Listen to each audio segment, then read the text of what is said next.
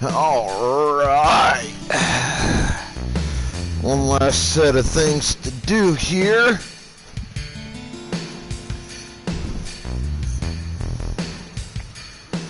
It should go pretty quickly, all things considered.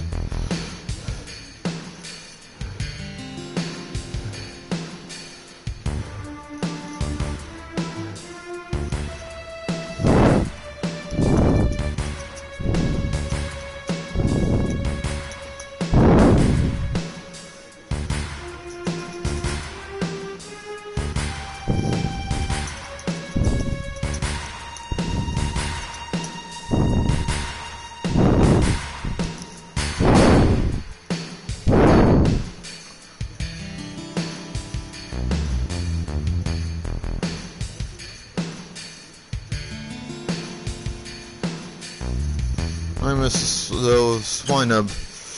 Oh well, it happens. I don't care.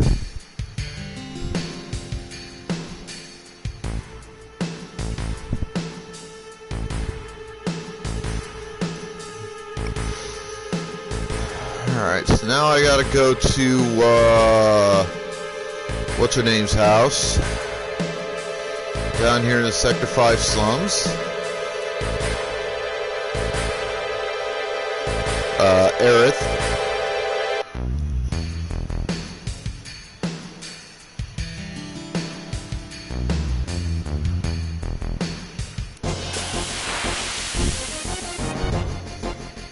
Considering it seems that my paths are mostly blocked off.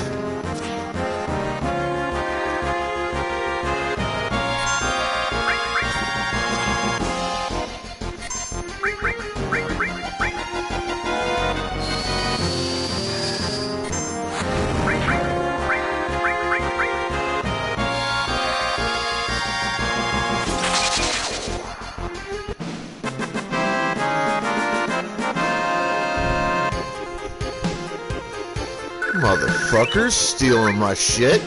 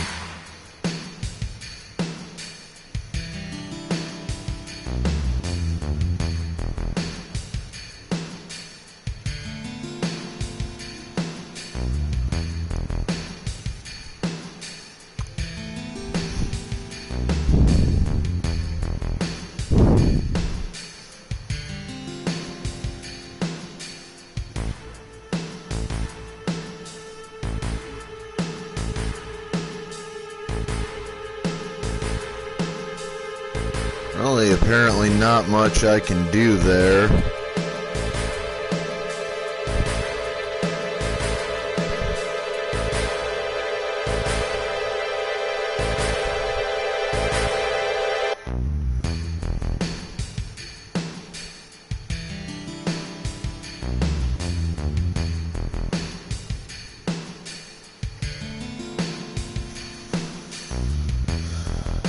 Let's come down here and check some of these other buildings, see what's up.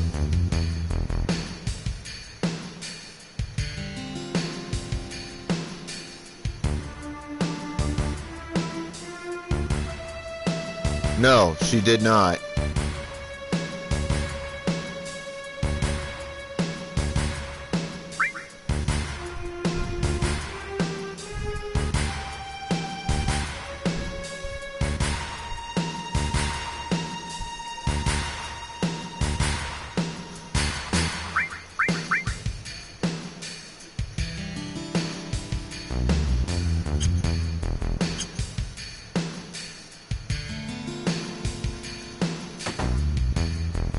Alright, there's one other thing I want to...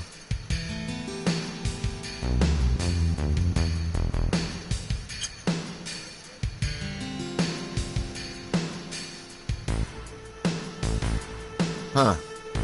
So that is literally all you can do.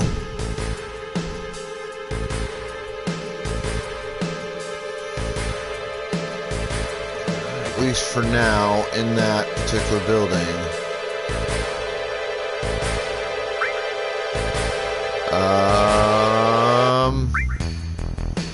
I would kind of like to get some more of those. Not spending any money on that crap at the moment. Hey, look, I got a wild Pokemon sitting in the chat room.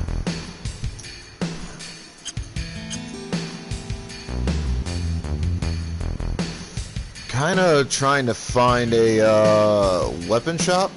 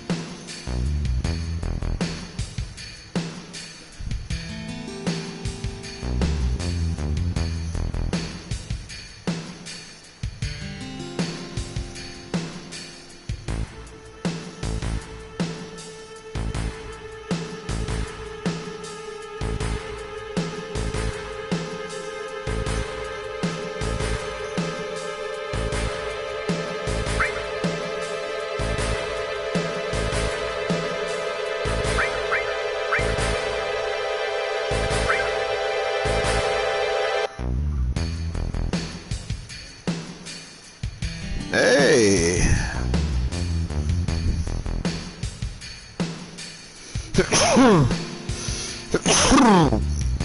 God damn it! Wow.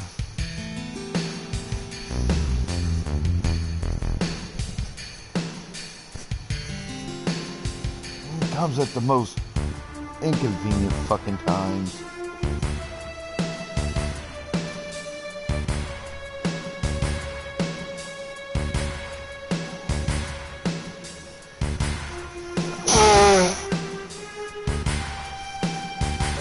Goddamn sinuses, I swear. Getting old sucks.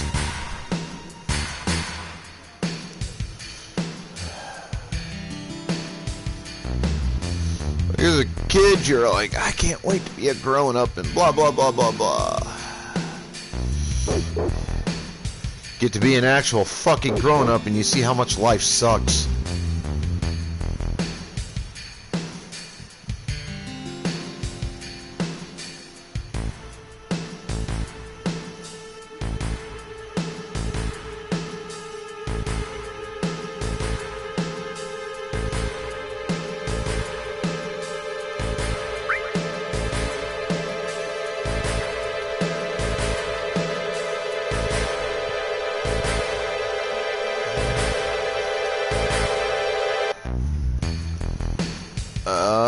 We will take a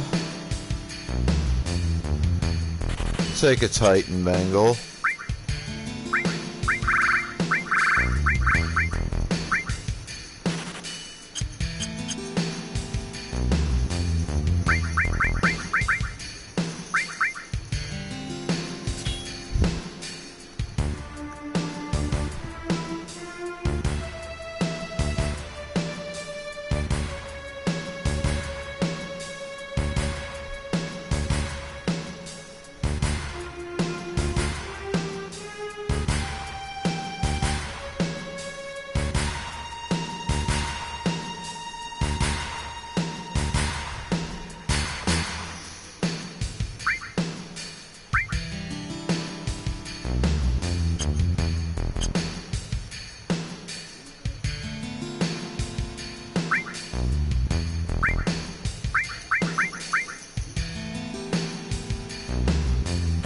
Yeah, I think everybody's already got an Iron Bangle.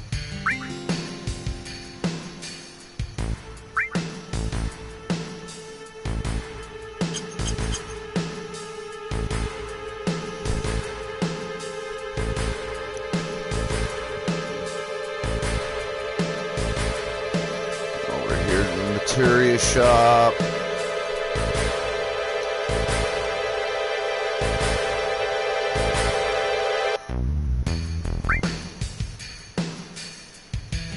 Alright, I want one.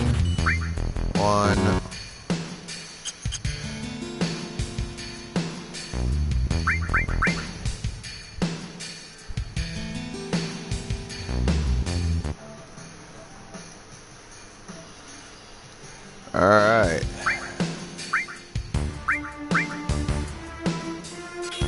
Fire.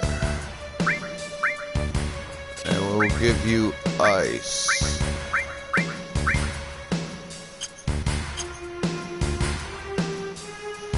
There we go.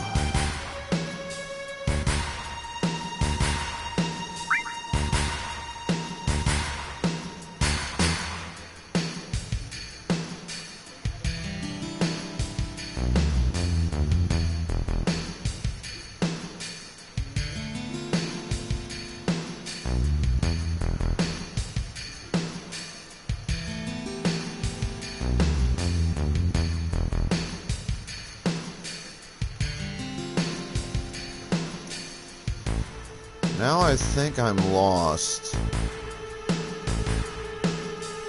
Maybe. No, I'm not. Never mind. Found where I need to go.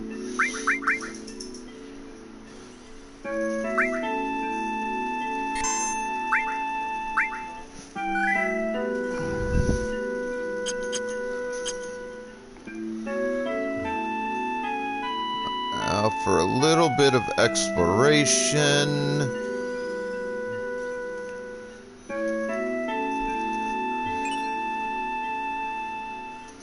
Cover materia. What the fuck does that do?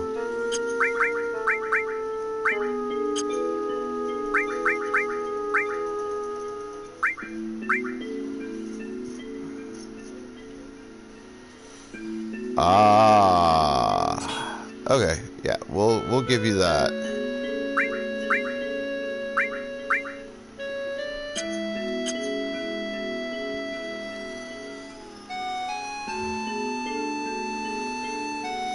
Got that little potion, or whatever it was. Alright.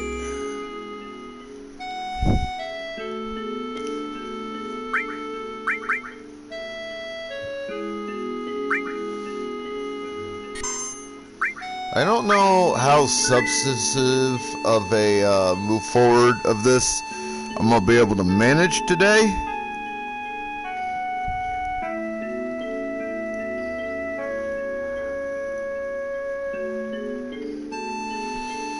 I will try to get as far into this as I can manage, but it is Final Fantasy. There's gonna be a lot of talking, a lot of cutscenes, so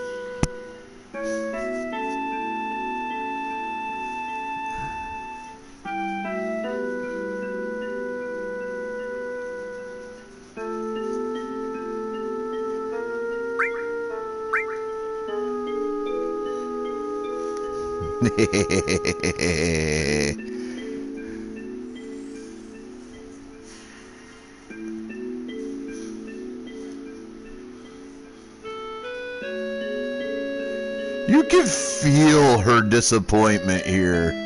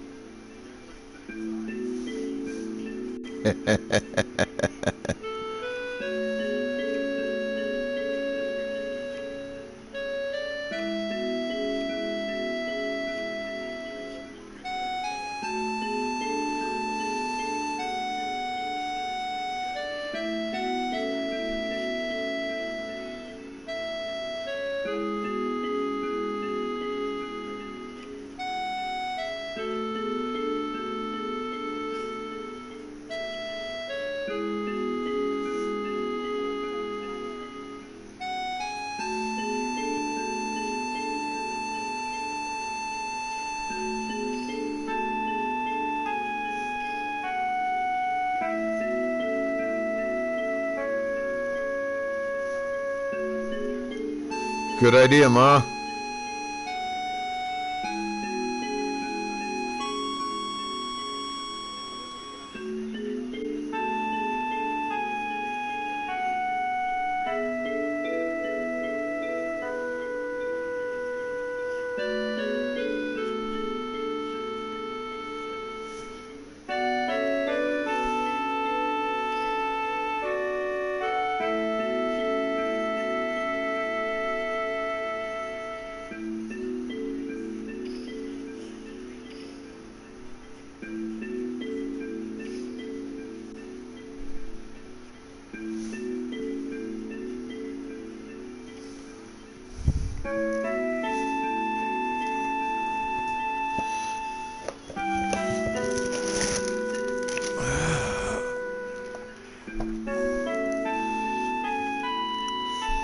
Alright, so let's go see what I can snag around here.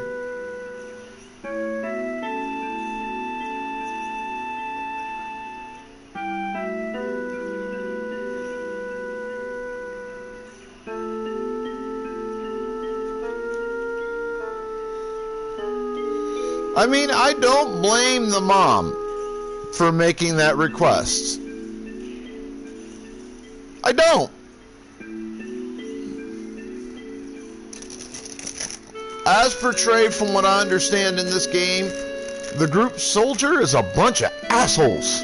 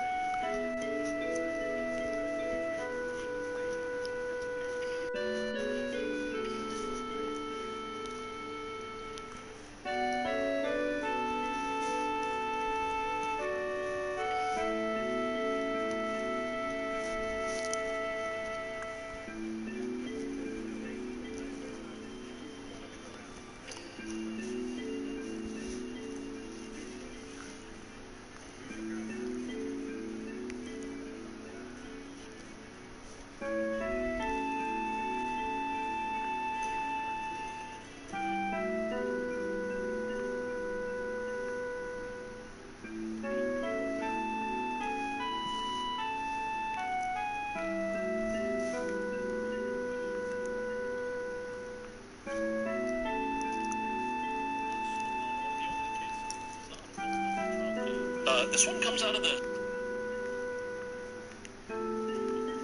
What a year this has been. And I just want to say, I'm great. Hey, you're...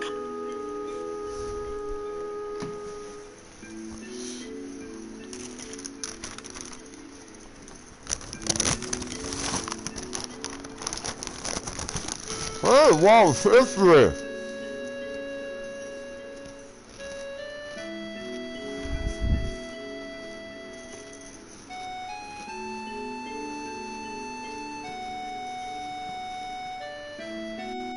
Look over to the left to my chat.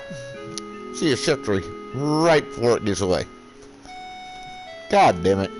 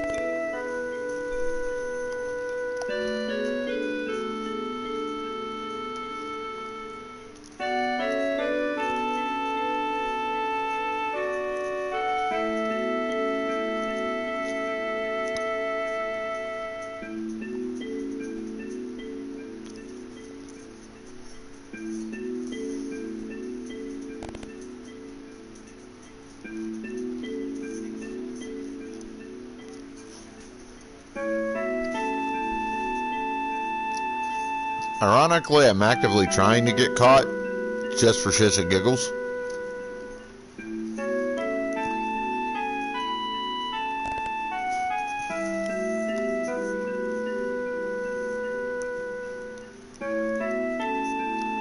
Okay, that time I actually wasn't trying to get caught, because now that shit's getting old.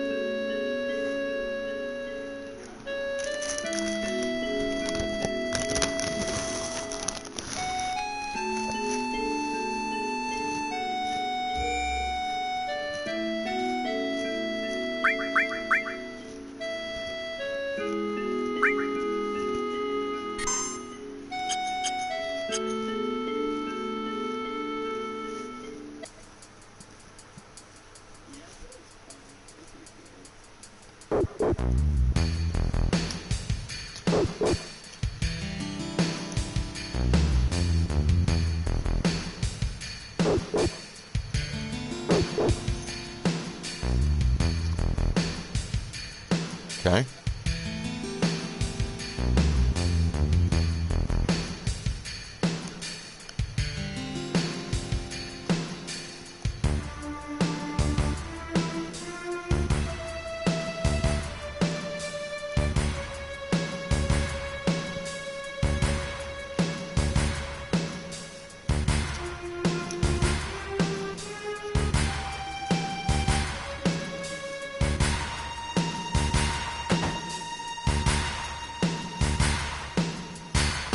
Oh, okay. That's this guy's house. Alright.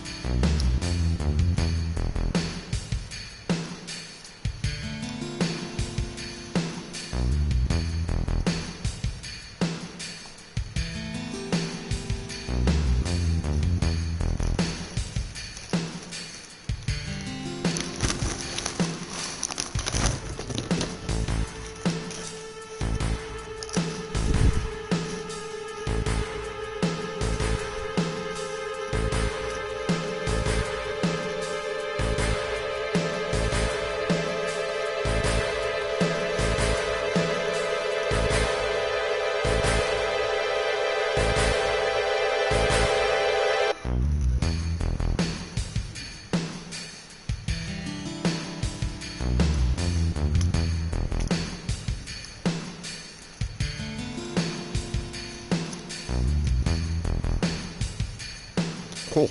$47 and I'll have my bill paid.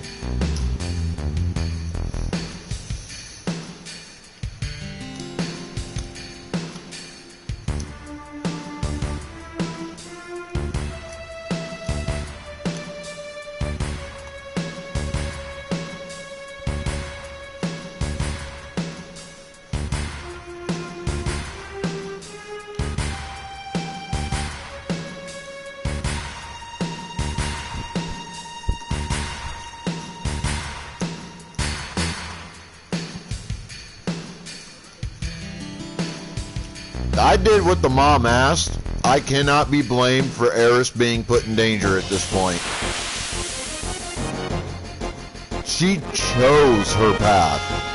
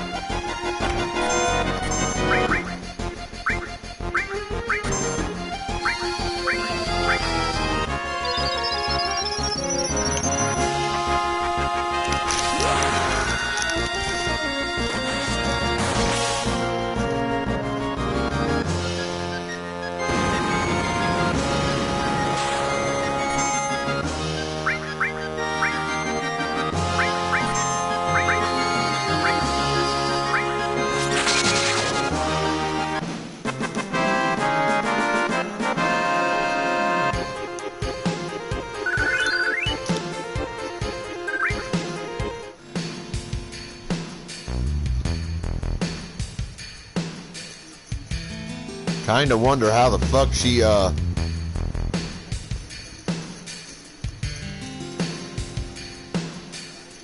figured out I was gone, to be honest.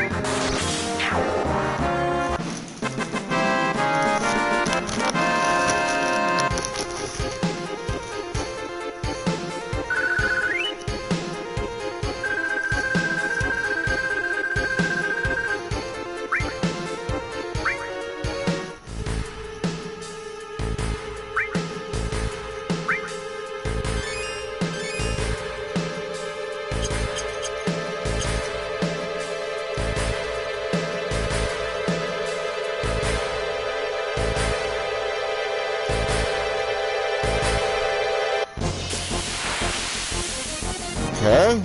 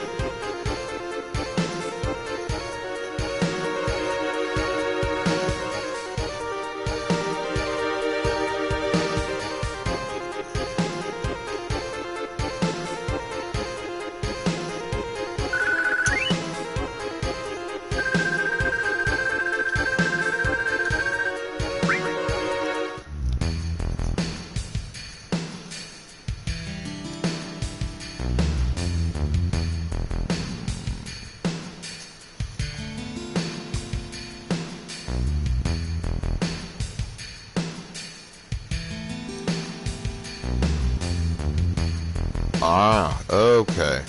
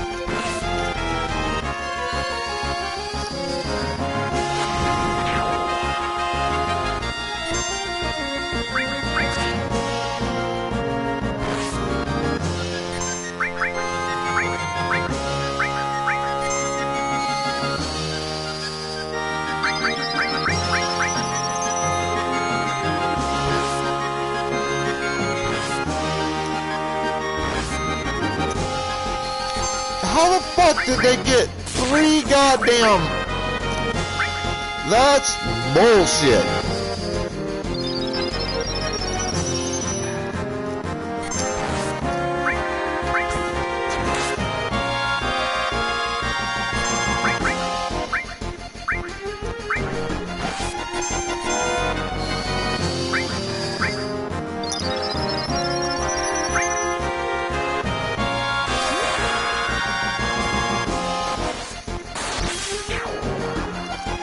Fucking die, you goddamn shits.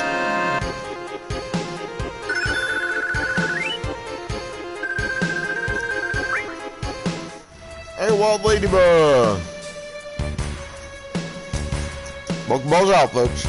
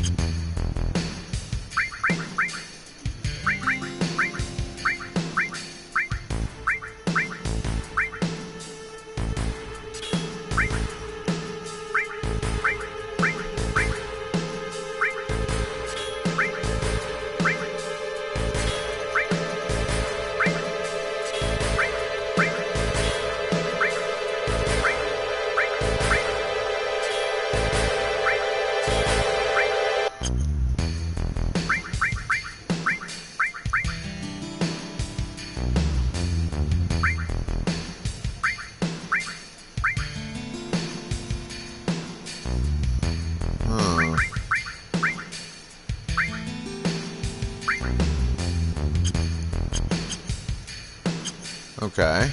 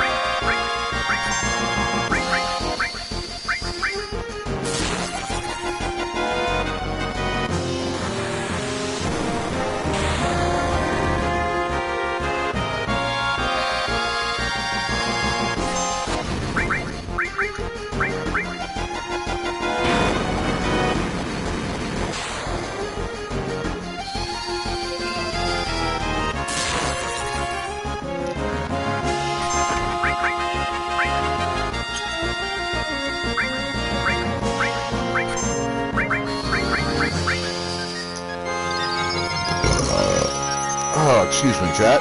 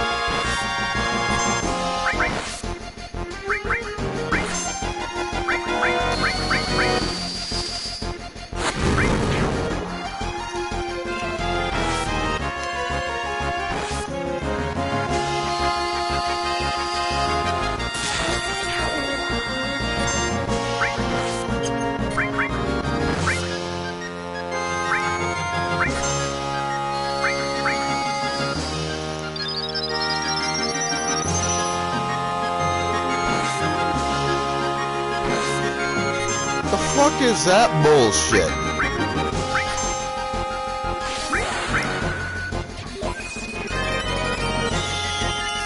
He literally just did a double attack. You shouldn't be able to fucking do that.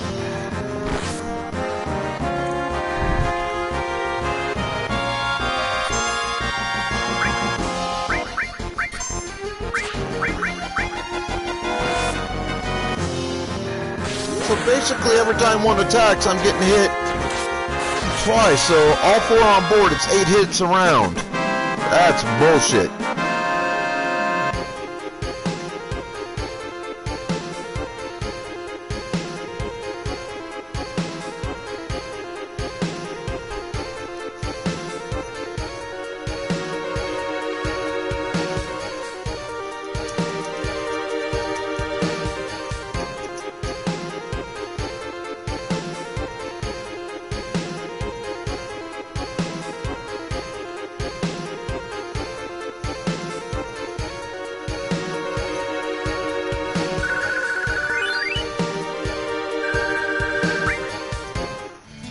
Let's see if that... No, it did not. Just increased.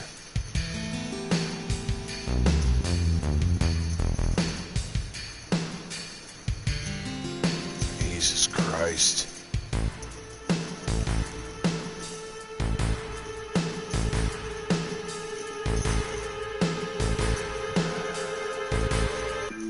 Instead of wasting items...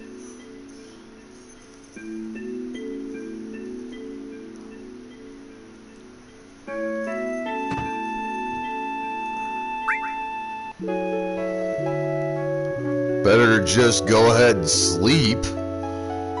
Damn. Those things are just hitting fucking hard. They don't give a shit.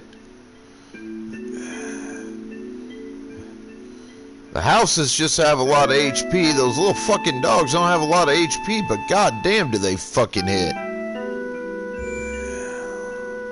I blame Daniel for all of it.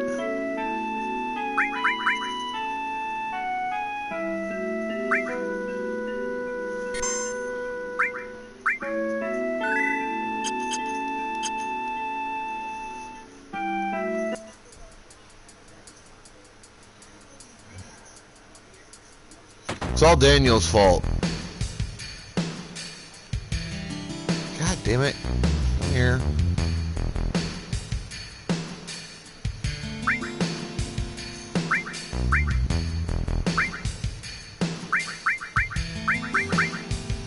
Definitely want that. We'll take another lightning. Yep, it's all your fault, old man.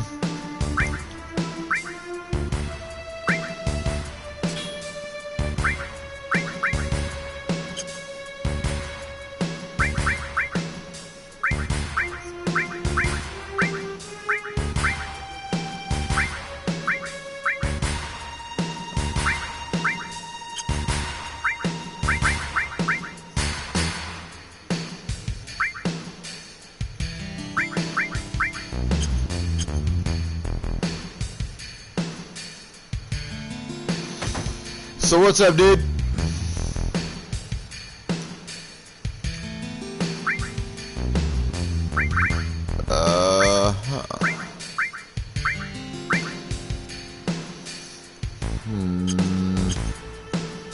I'd rather...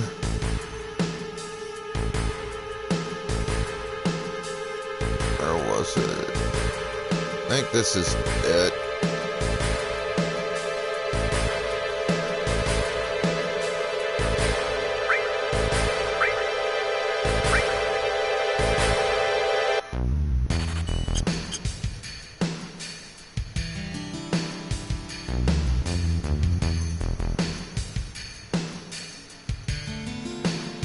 I didn't even know you'd been on today.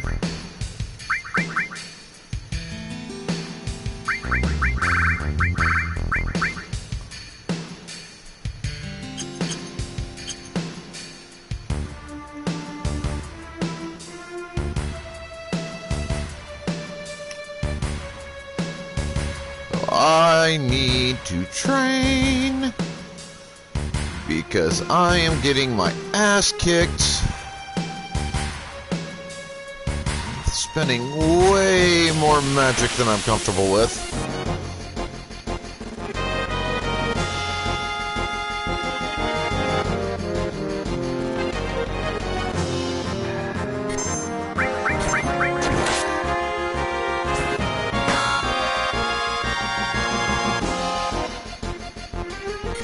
Oh, you little bastard.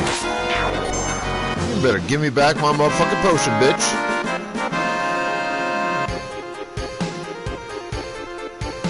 That bitch stole from me.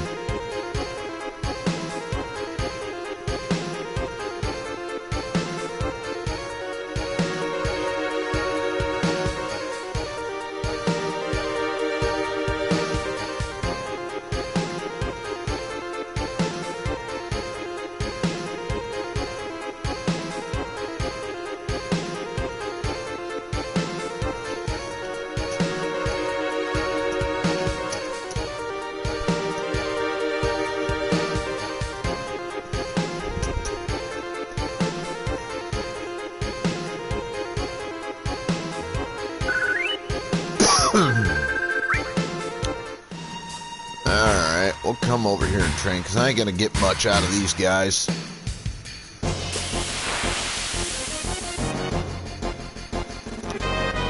I'll just have to make frequent trips back to Era's house and...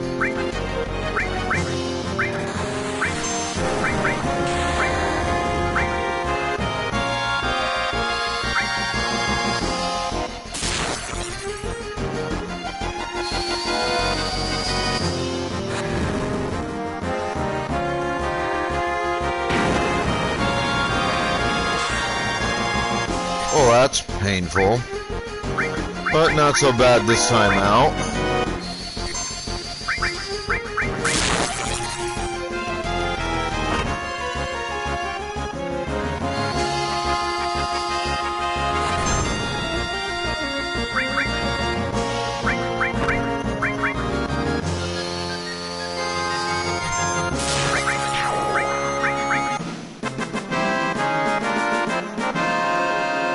Dun, dun, dun, dun, dun, dun.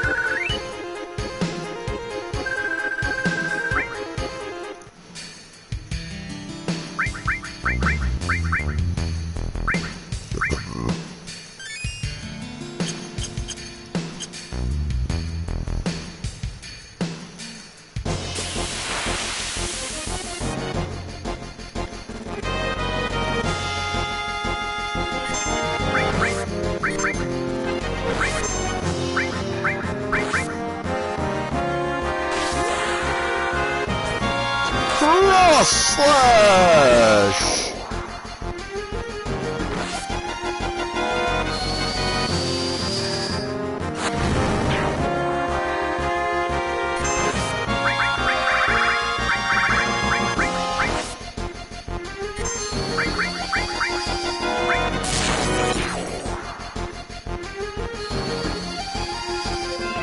And a bit of fire.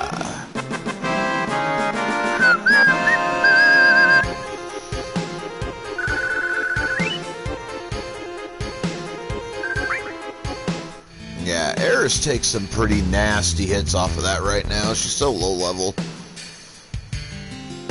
I'm guessing level 20 would probably make going from here to the next sector decent.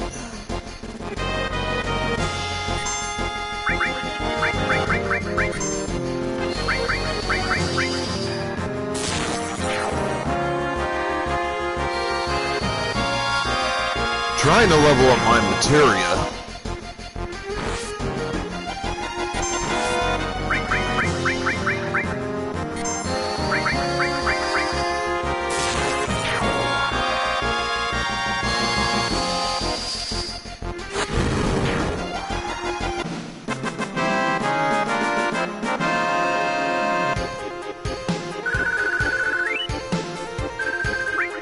Like, I don't need to be in the middle of a fight to level up Cure.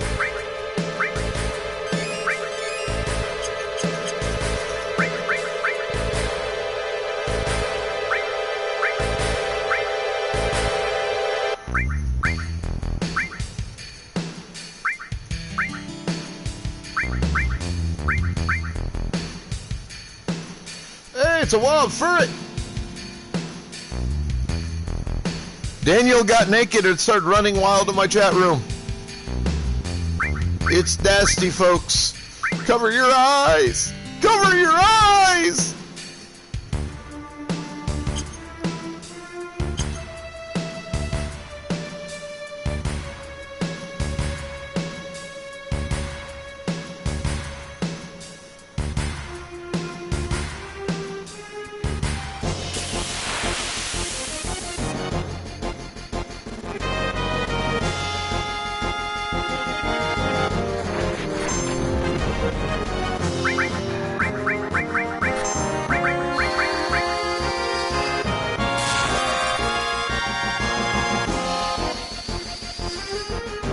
I love how when she casts the spell from Materia, her weapon just floats in midair in front of her. Just like, yep, how you doing there, buddy?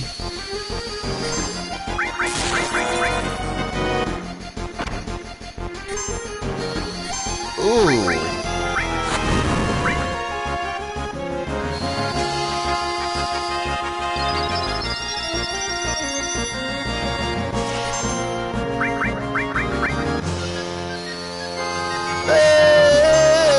Caught the ferret.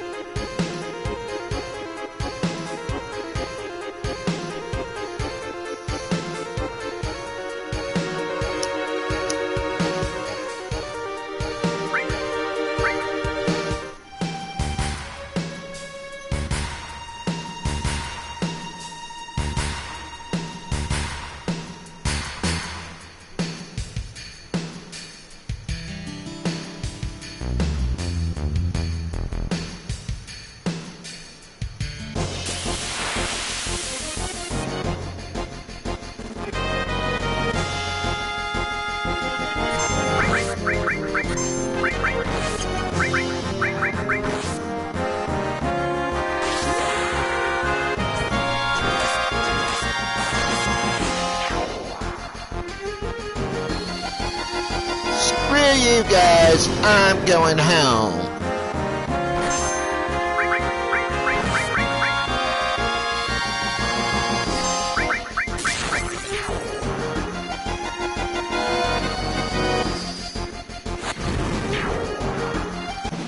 Little face hugger looking motherfuckers. Get over where you're supposed to lay down. Your bed is over there, dumbass. That is not your damn bed. Dumb cat.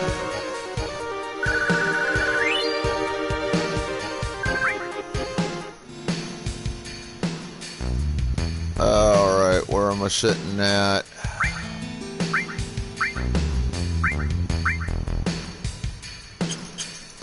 Wait, let's see. What's the cure materia for him right now? It's 39. Alright,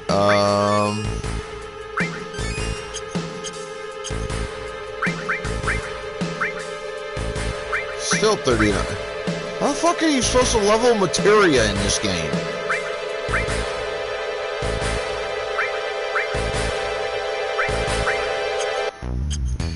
The fucking remake makes leveling materia way easier.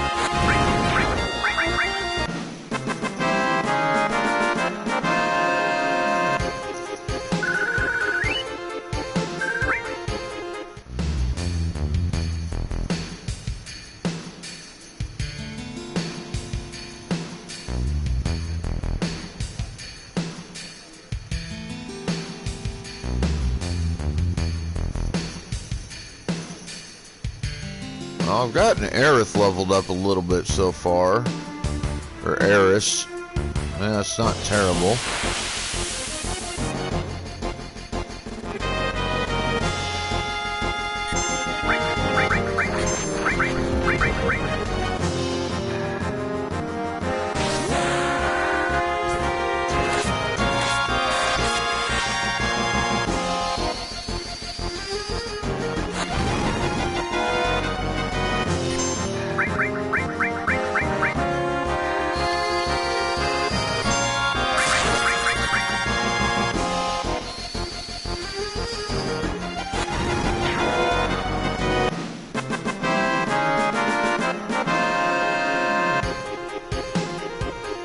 Way to go, Eris.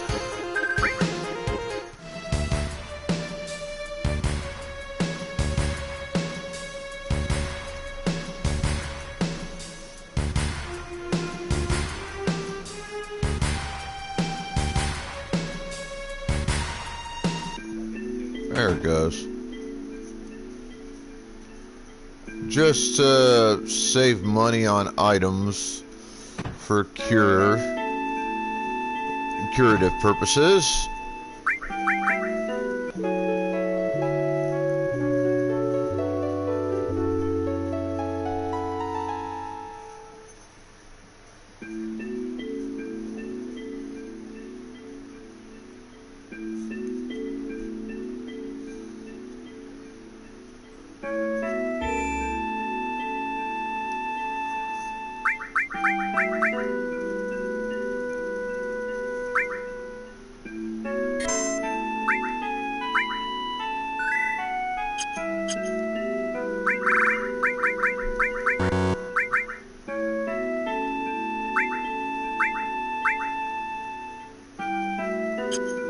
I wonder what she'll get next.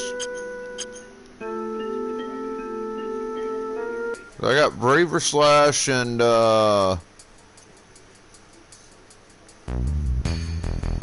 Cross Slash now.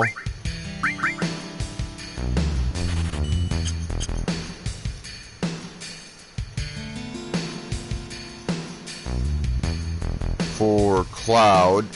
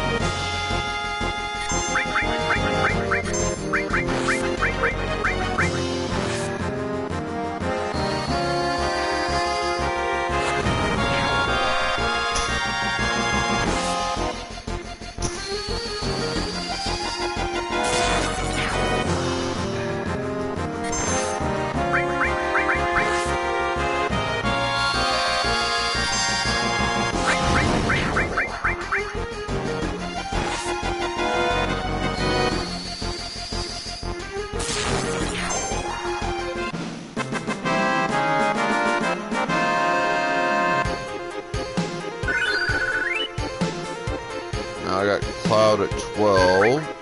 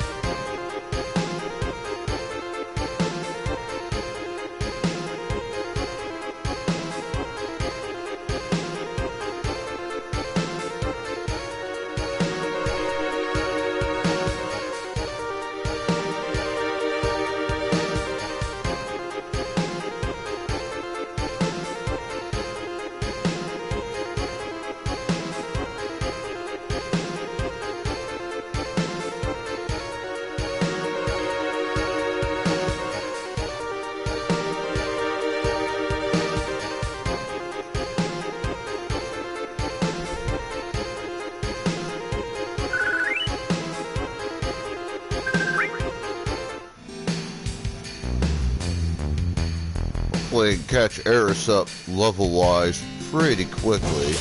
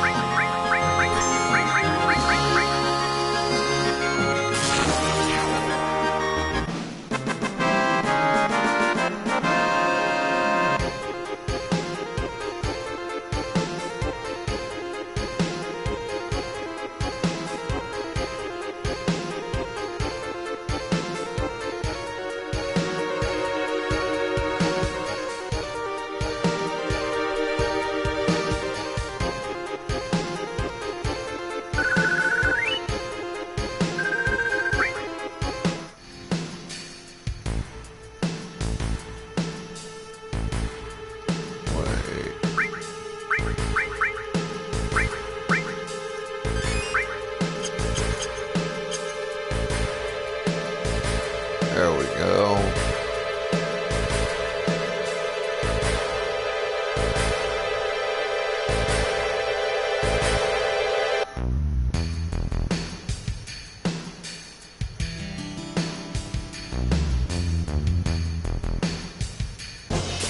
Oh, monsters! Come here so I can kill you.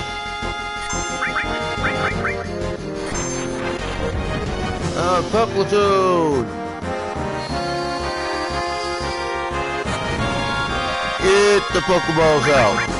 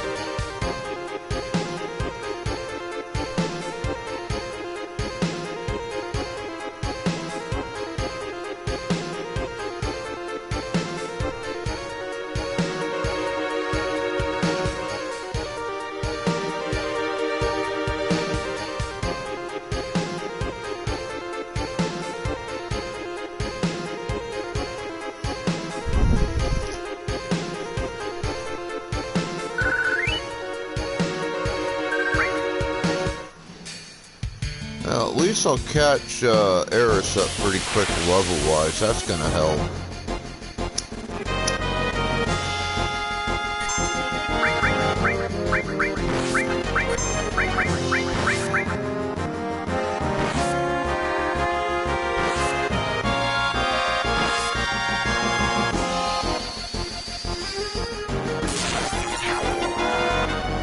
These things are kind of bullshit, though. 5 fucking attacks before I got 1 shot.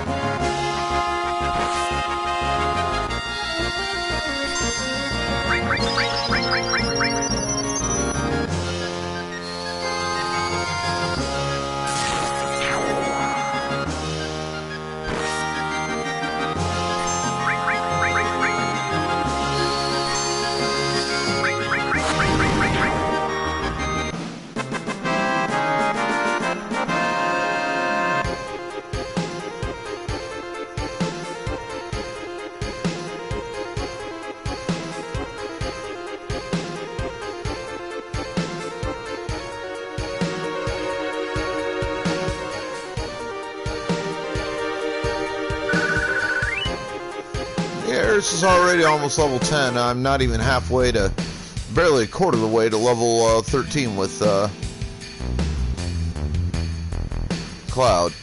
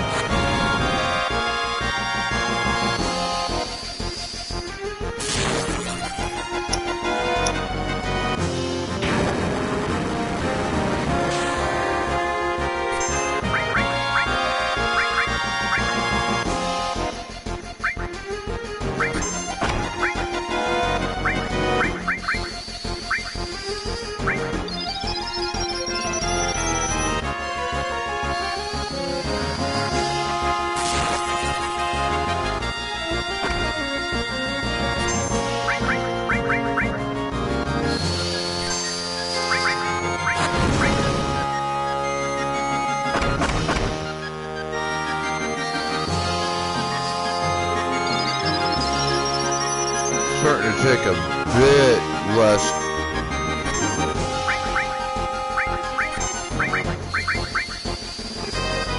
I was gonna say a bit less damage, but fuck. He's still hitting for almost 100 points on Cloud. Fucking ridiculous.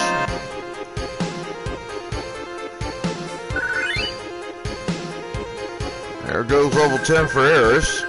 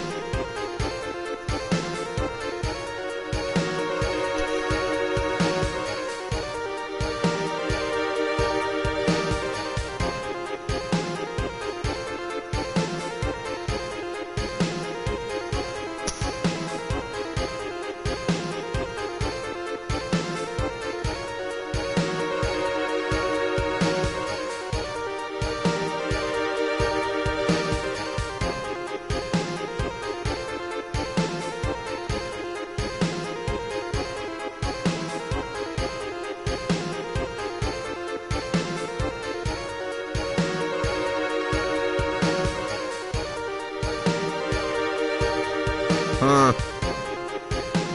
Well, that's interesting.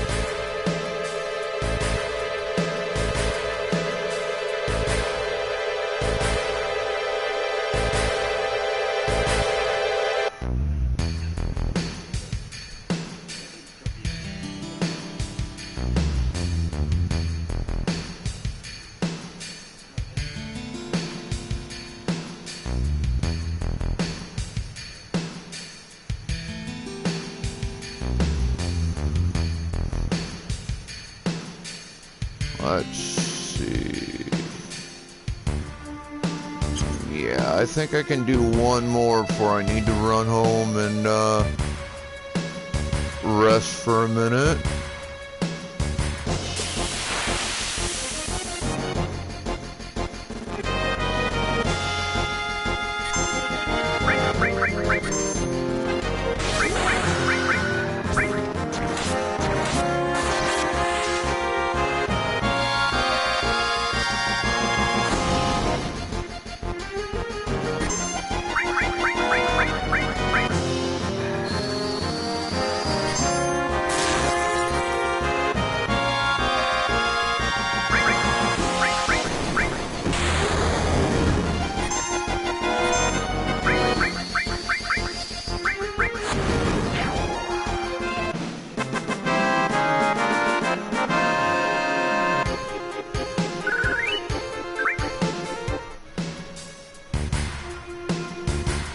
Better not take too much of a risk here. Let's go ahead and go home.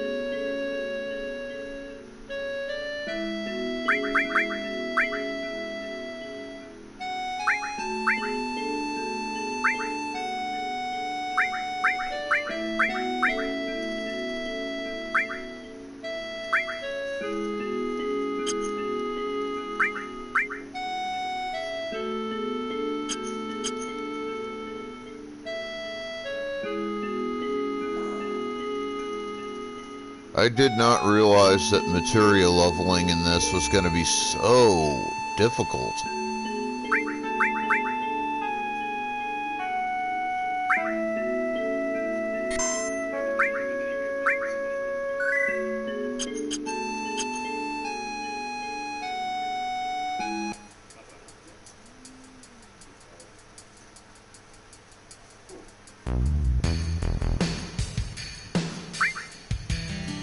Alright, I want to get 2 of those.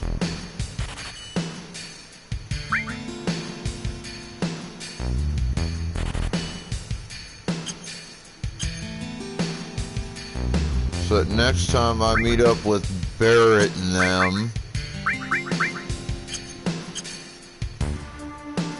I have a bangle for each of them.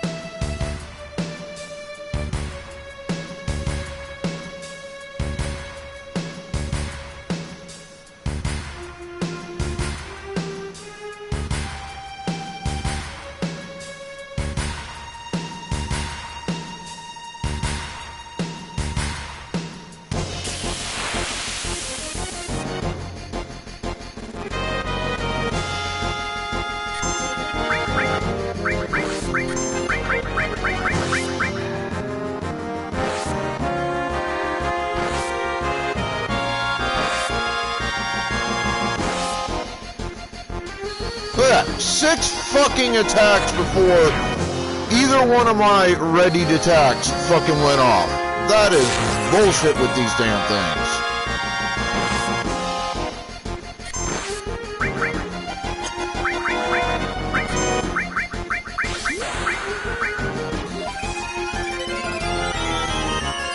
I didn't even know you were on today.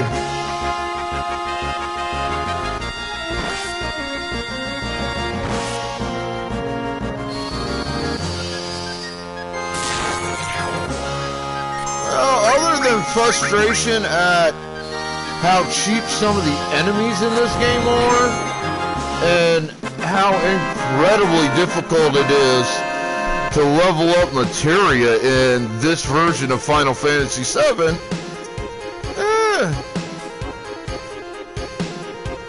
I'm alright.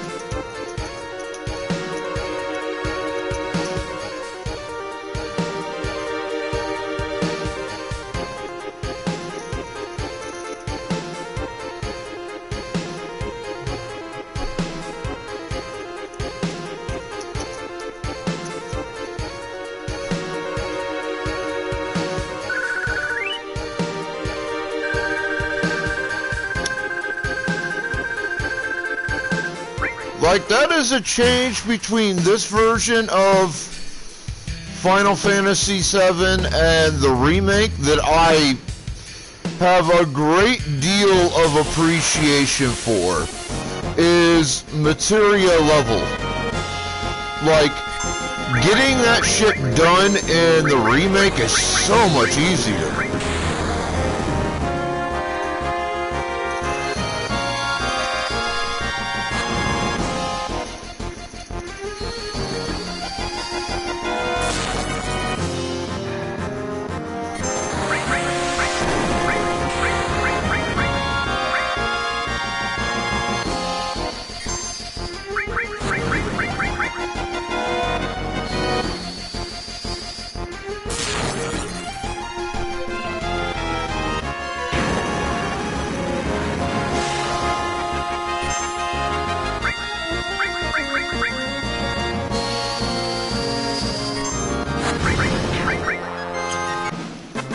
Like, by now,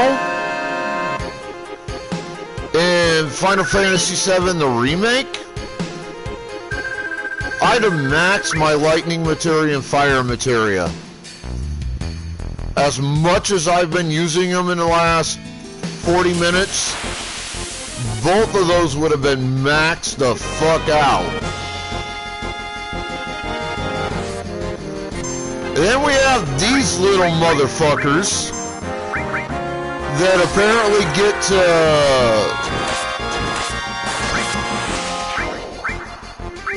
attack as many times per round as they fucking want. Like, that's ridiculous.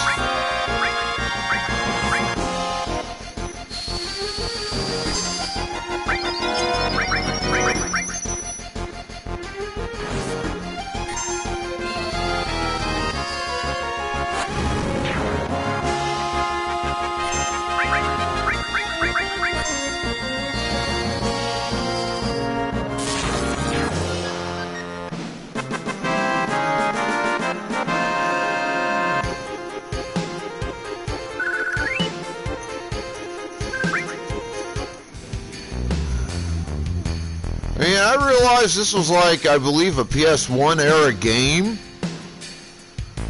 And so they were limited, but fuck. This could have been way better.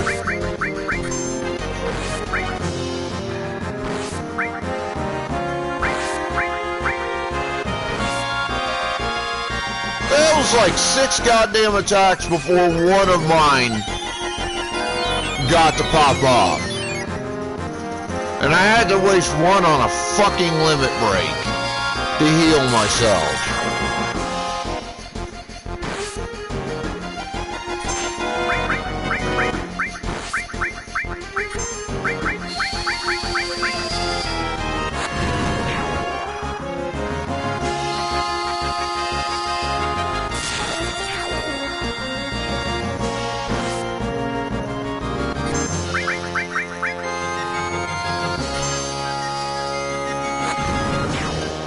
Well, you know, it started yesterday, right?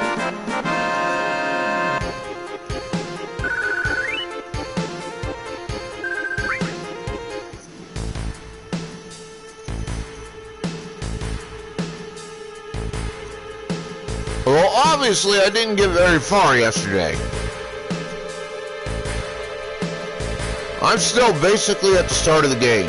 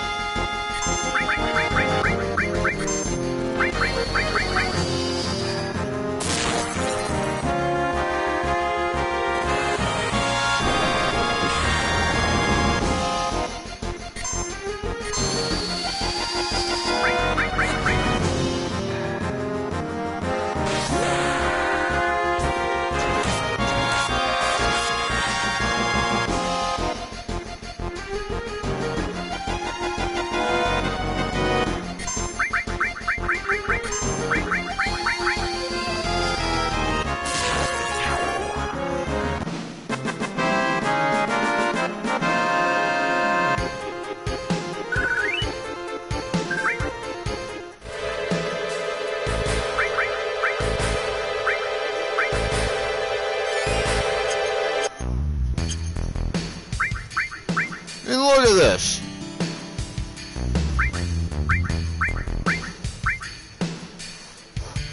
Leveling this materia is gonna take forever. Holy shit.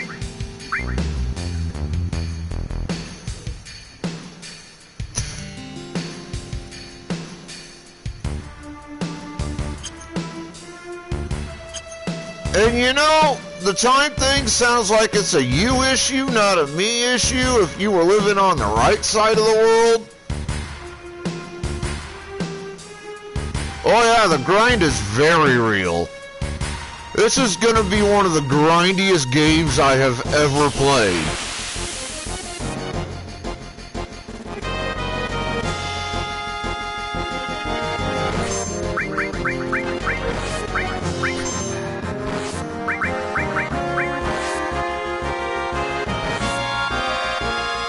Look at that, that was 5 attacks before one of mine went off.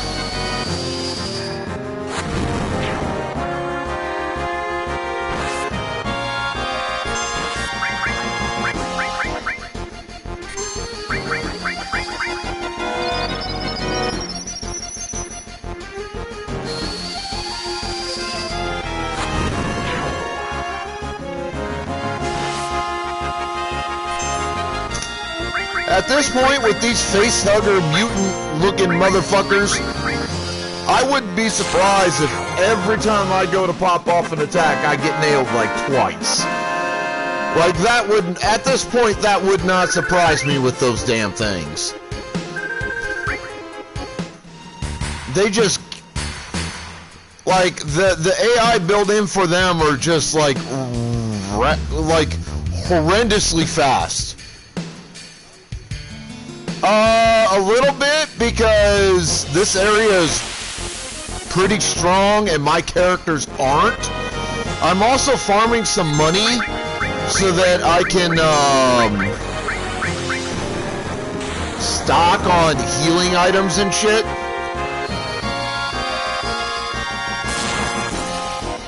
That way I can try to get through this without having to waste a shit ton of magic on heal spells in the middle of a fight.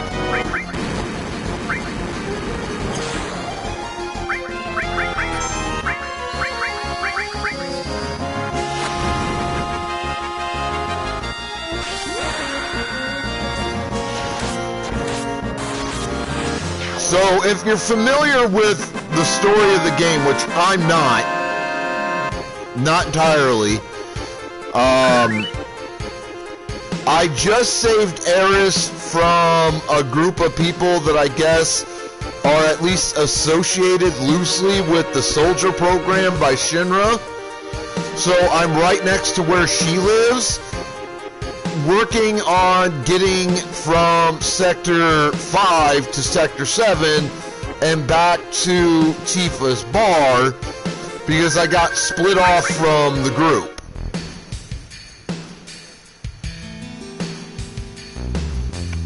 shit went a little sour at the bombing of the Mako 5 reactor. I'm like just past that. Yeah, watch, it's gonna be like 6 attacks.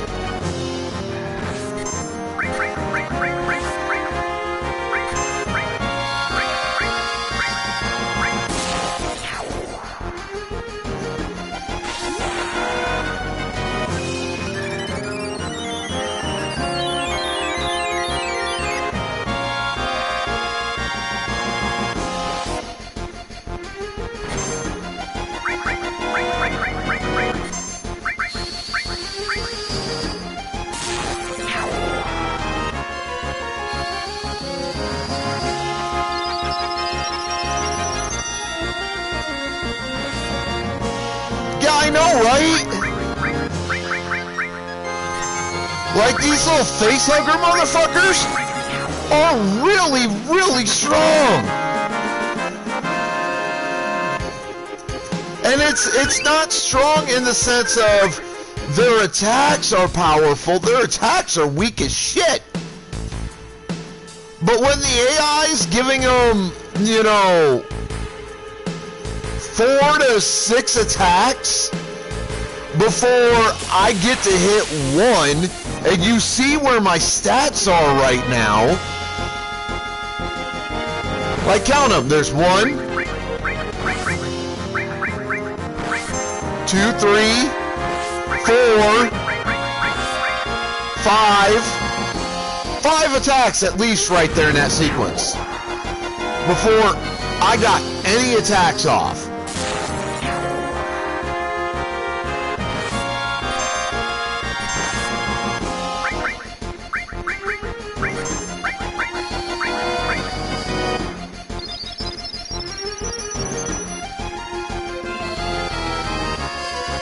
And now I have to spend a round healing rather than kicking their asses.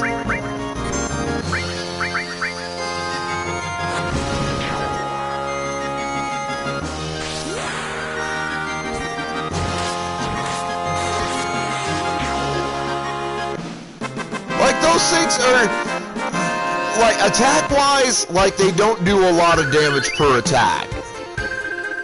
But when you're getting hit 5 to 8 times in one round by 4 of them,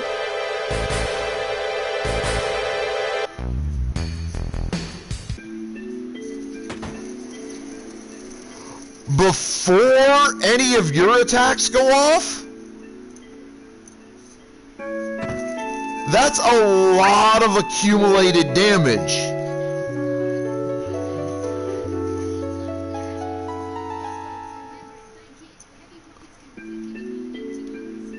And, you know, I'll show you, like, this is where I'm at for stats at the moment. He's level 13 and his stats are still pretty shitty. She's level 11 and she's intended to be like your white mage. So I understand her stats being shit, but fuck. Like, they're that bad?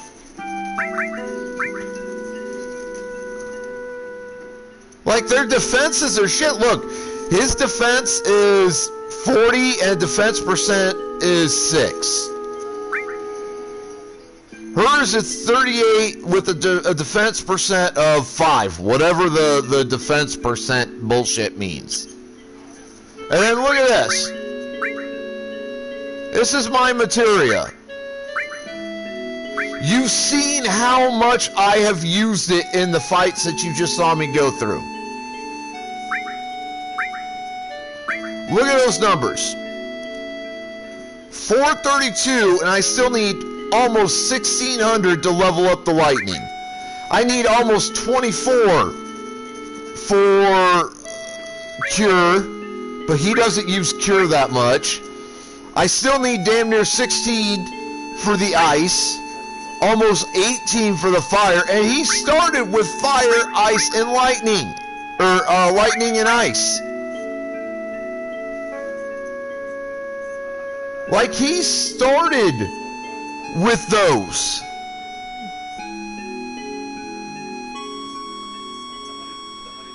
And then, you know, I put all this on her. She still needs 1,800 for ice.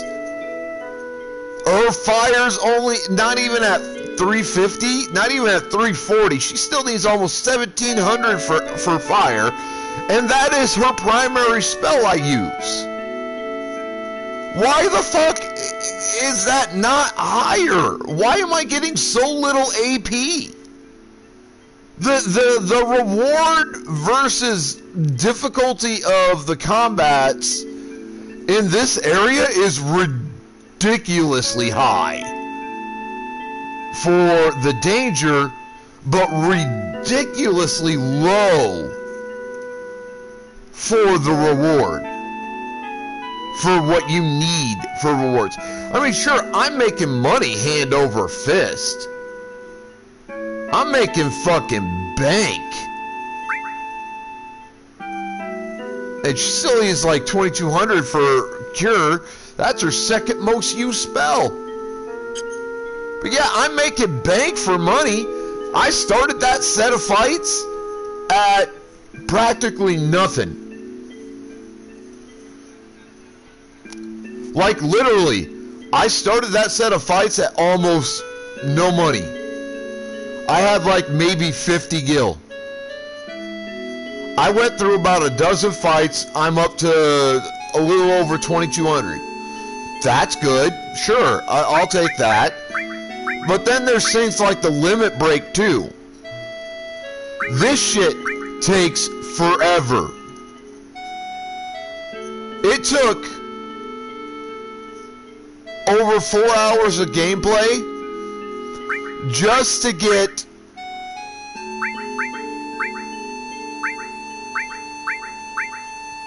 the cross slash. Okay? Almost 4 hours of game, well, a little over 4 hours gameplay just to get the cross slash. I've had her as a party member now for probably 2.5 to 3 hours of gameplay. She doesn't get her level limit very often,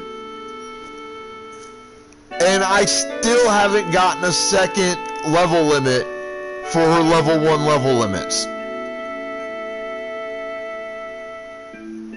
She's still at Healing Wind. Don't get me wrong, Healing Wind is fantastic. I love Healing Wind. It's so good.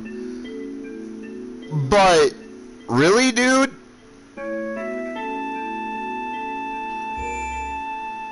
Like, this will show you where I'm at hour-wise for the game. Look at that.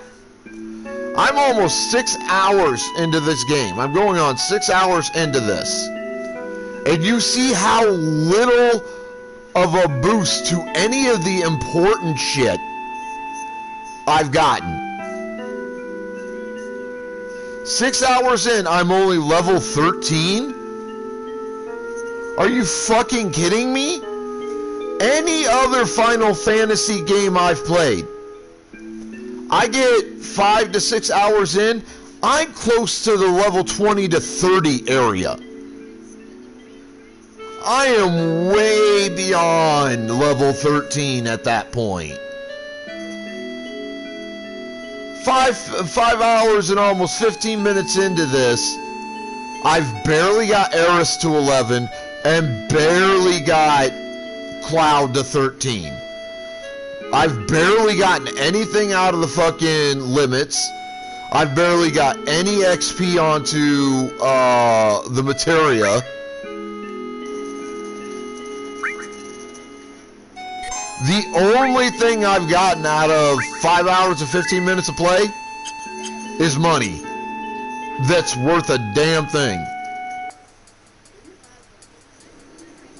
That's it.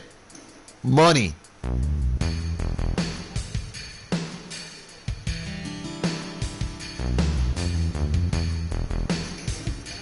That is ridiculous.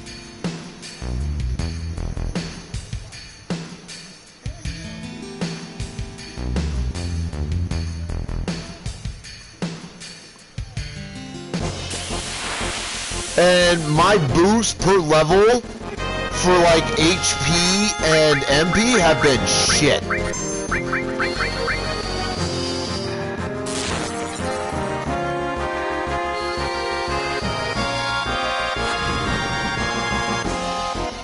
In terms of getting boosts for the important parts of leveling up and shit, so far this is the worst of the Final Fantasies I've played.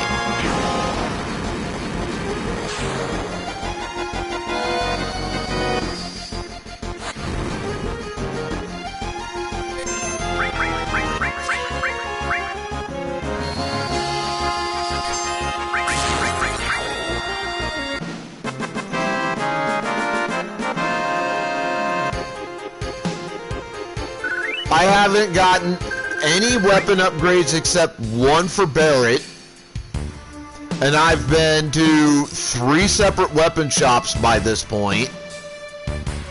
2 or 3 of them at least. And only Barret's gotten a weapon upgrade. By this point, I had at least 1 weapon upgrade for Cloud in Final Fantasy VII Remake. At least 1 upgraded weapon. There's been very little for defensive items that has been worth shit to get, and I've gotten them all.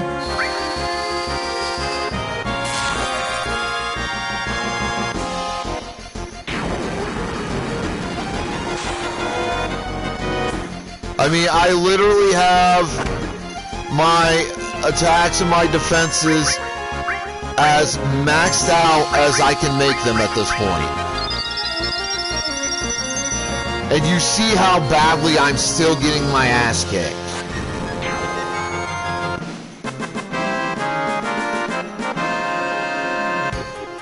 Like, I thought that,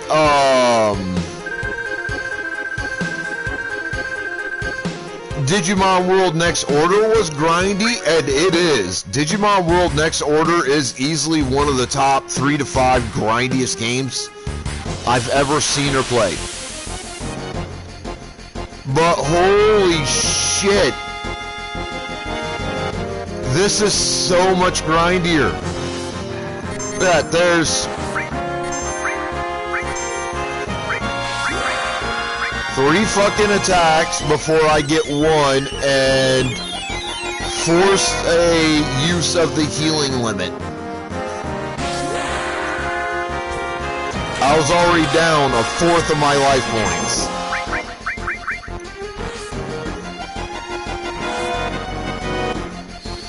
They're hitting fucking Cloud for 67 points worth of damage per attack.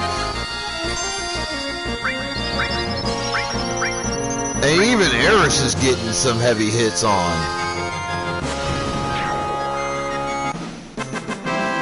This is ridiculous. If the rest of the game is this bad, I'm not going to be able to get a lot of advancement in. Alright, I'll be right back. I got to go to the bathroom and grab coffee.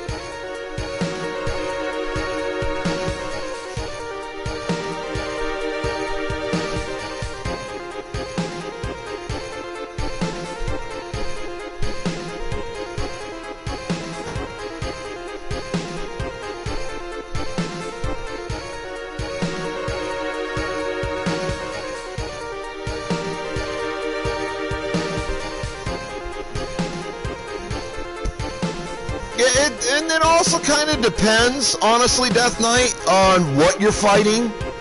Like, if I'm fighting those house things, the only time I have to worry is when the house makes a physical attack on Cloud. Because for some fucking reason, despite Cloud's much higher defense stats versus Eris takes less damage from physical attacks from that damn thing. Whereas Cloud is taking almost 100 points of damage every time that house thing attacks him physically. Which is, I don't fucking get the logic of that with the AI in this. Eris is a mage character with lower physical defense stats, and she's a lower level. How the fuck is it that when the house attacks her, it's only like 60 or 70 damage, but it's like 96 damage every time it physically attacks Cloud?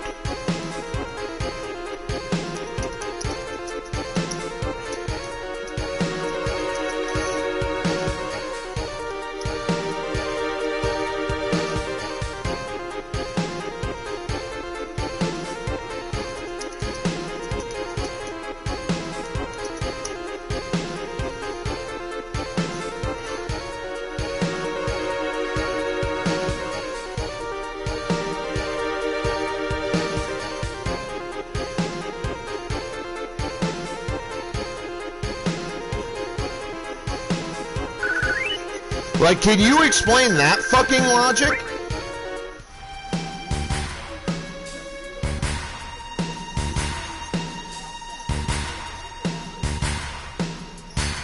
Like, watch the difference the next time I fight the house thing.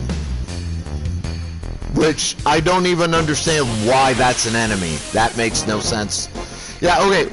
Watch the difference in, damage taken on physical attacks between Eris and Cloud.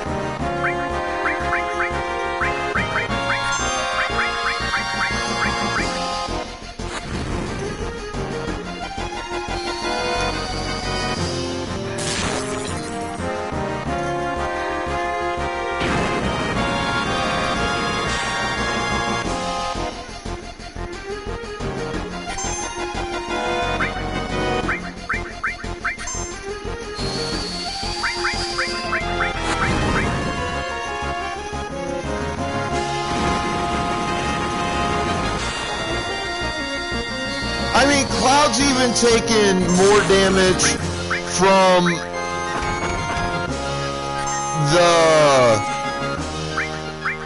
essentially what's a magic attack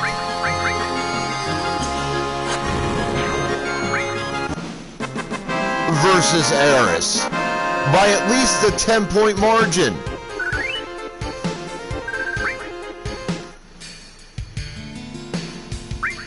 It makes no sense.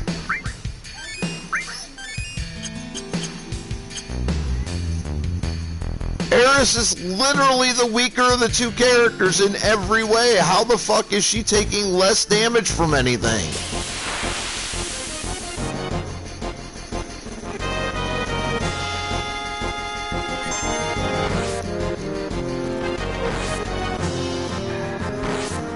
Look at that.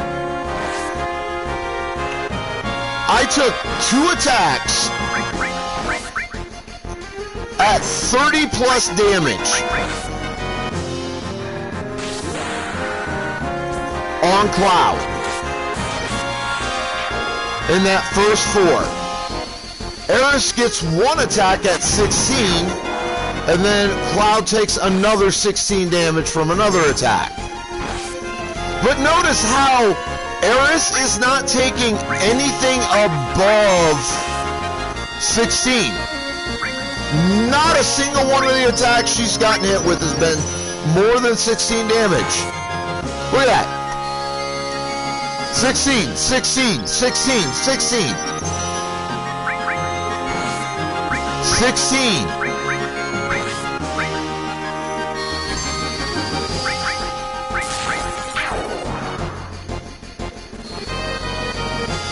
fuck is a character with weaker defense stats taking half or less than half the same damage on an attack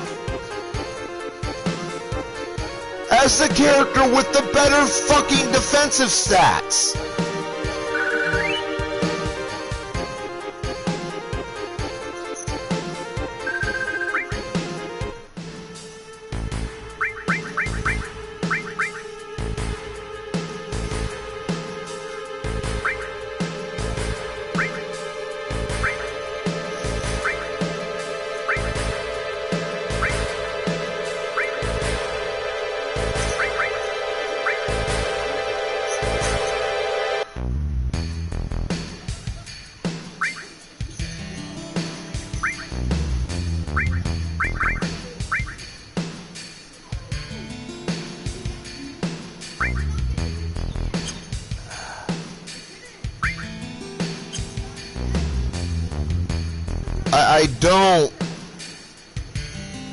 I don't understand the logic to that with the AI.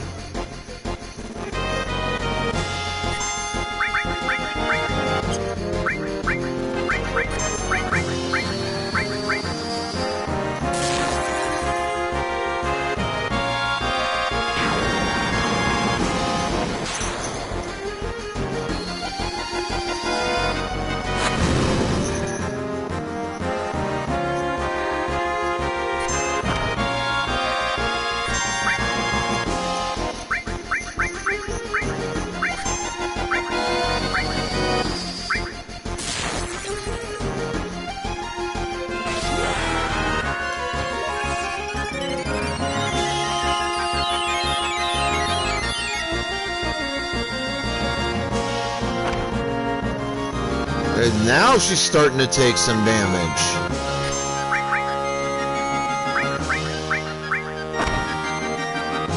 But Cloud still took more. What?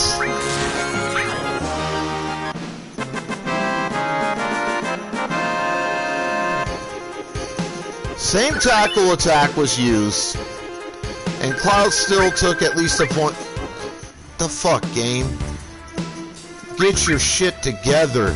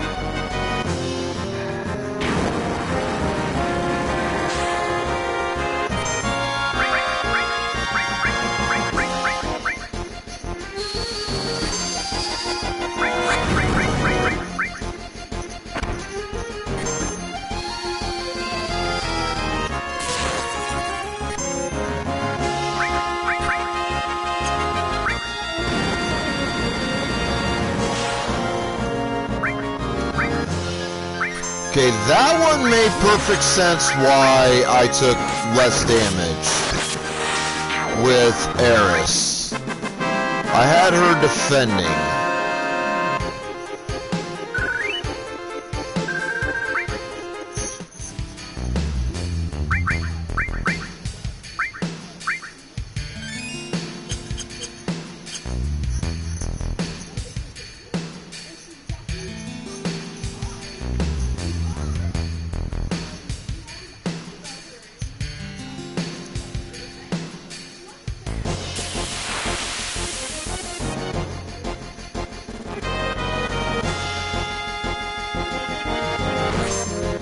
Probably gonna end up having a grind all fucking night just to get myself where I need to be to try to get some significant game advancement here.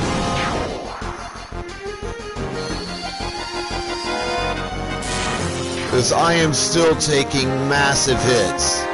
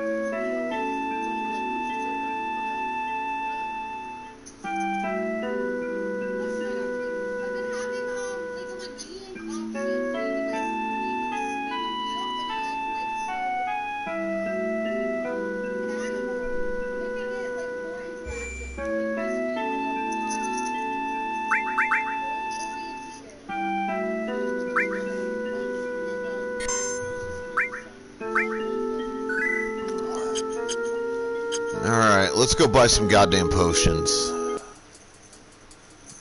Which I think is this shop. No, that's materia. I don't need any of that.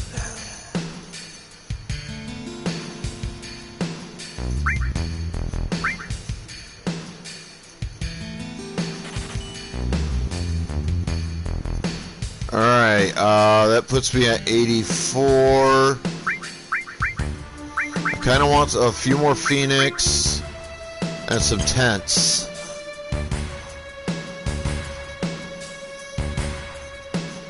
So a little bit more monetary grinding, since that seems to be about the only kind of grinding I can do right now. I ain't getting shit for nothing else.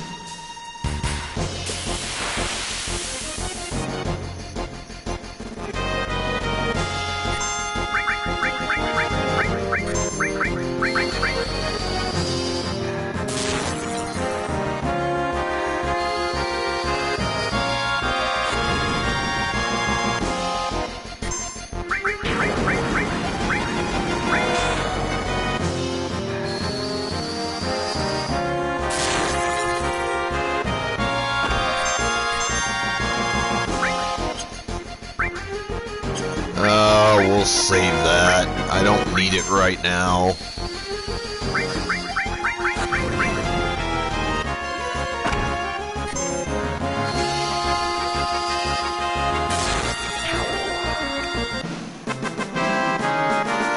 Alright, so I have an Eris limit break ready to go.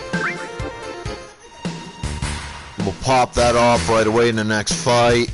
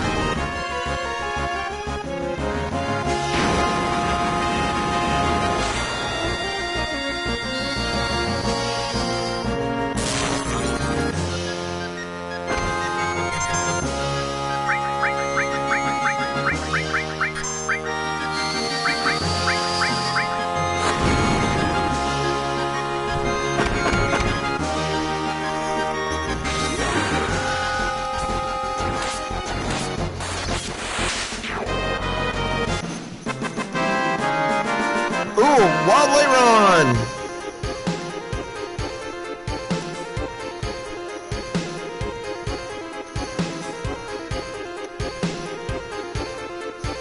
I fucked up the command initially.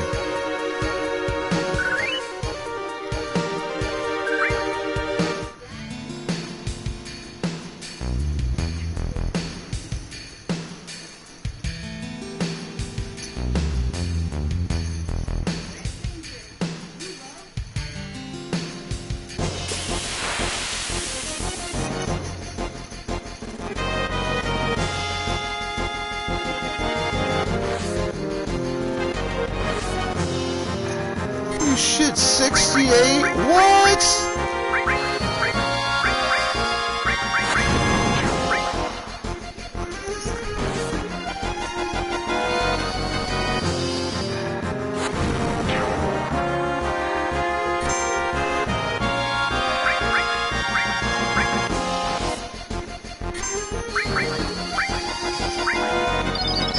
Hey, I caught the later on. Cool.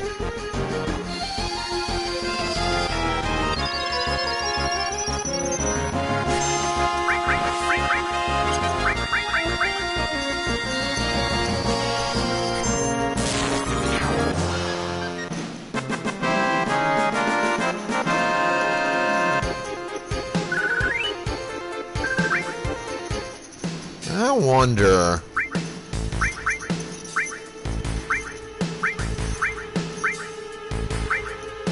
Oh, they're already there.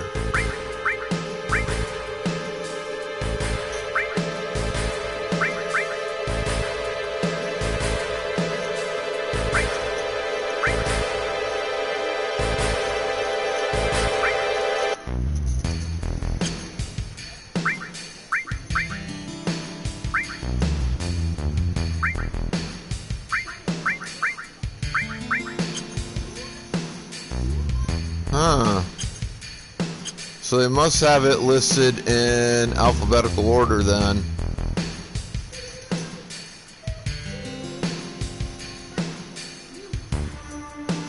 Which is why it shows up CFIL in the magic list.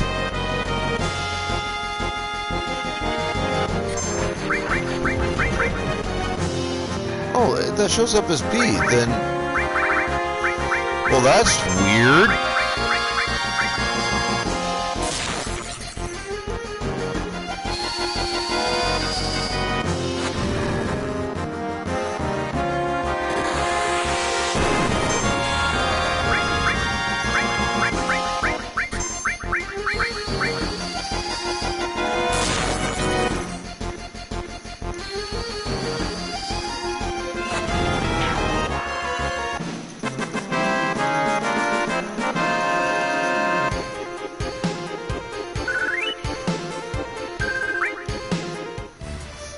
I want to try it a little bit of an experiment here.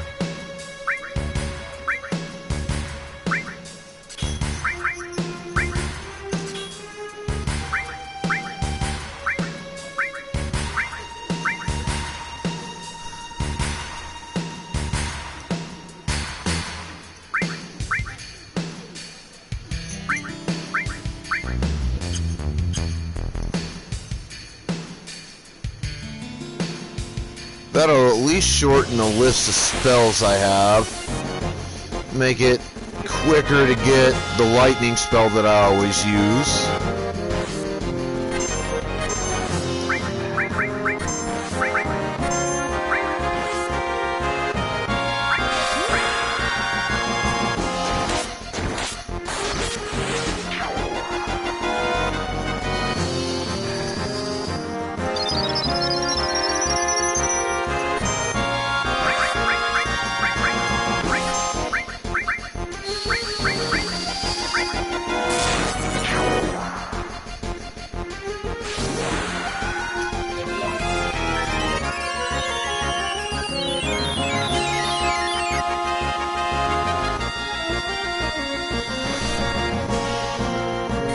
Oh, sweet! He actually used it.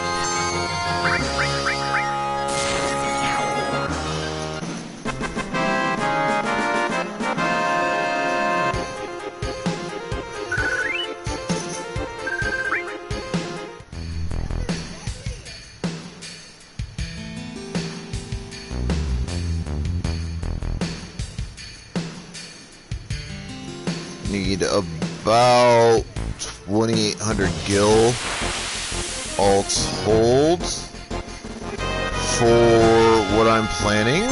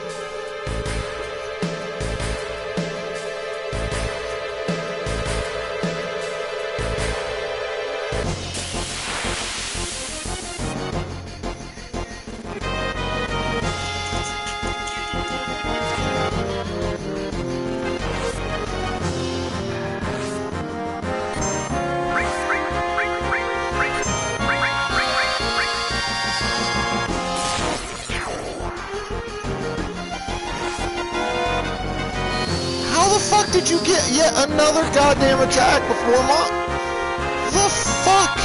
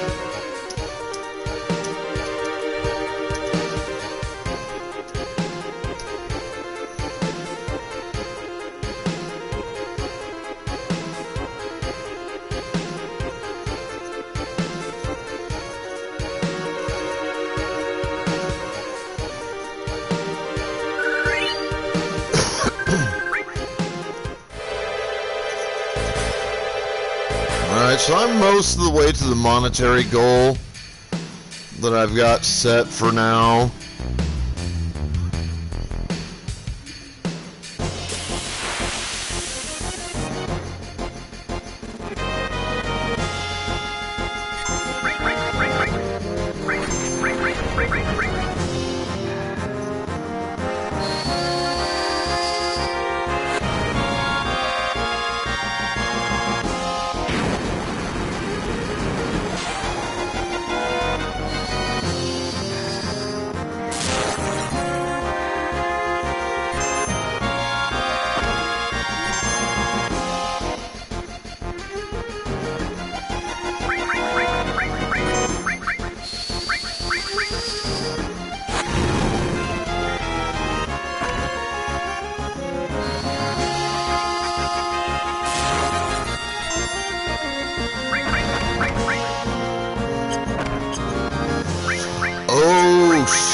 Shit.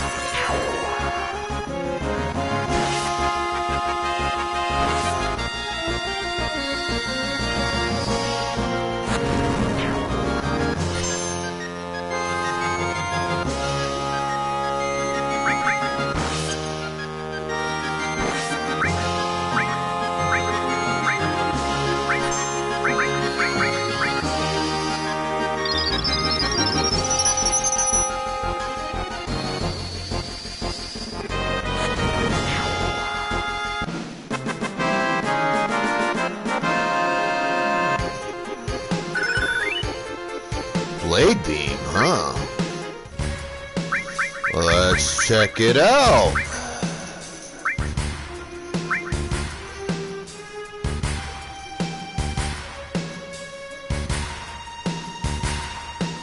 That is kind of an odd descriptor. Diffuses after hitting one opponent.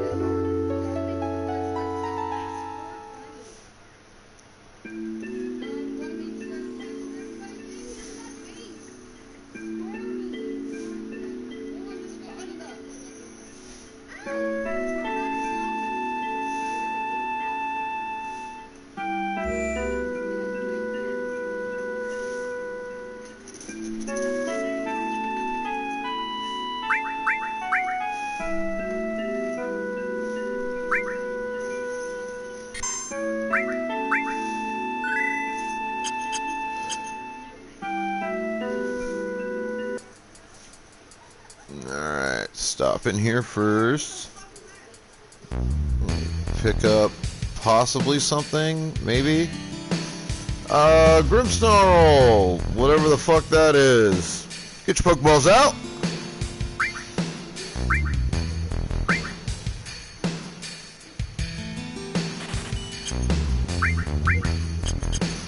Alright.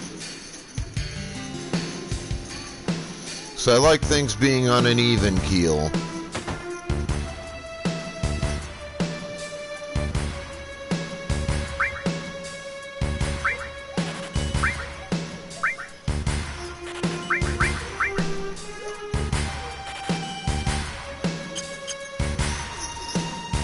Alright, so I want at least 2 or 3 more tents. I like easily divisible numbers.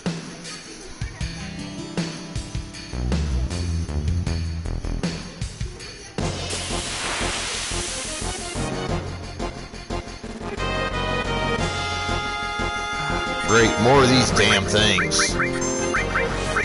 Fucking die, you little shits.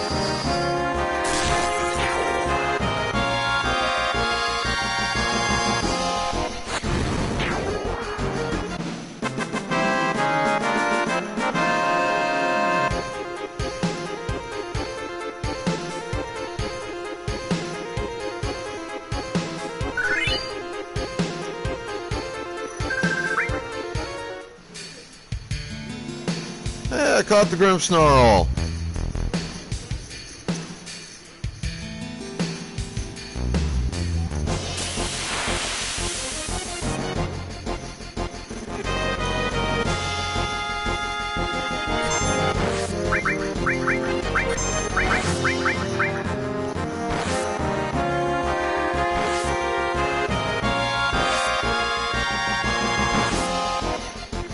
Holy shit.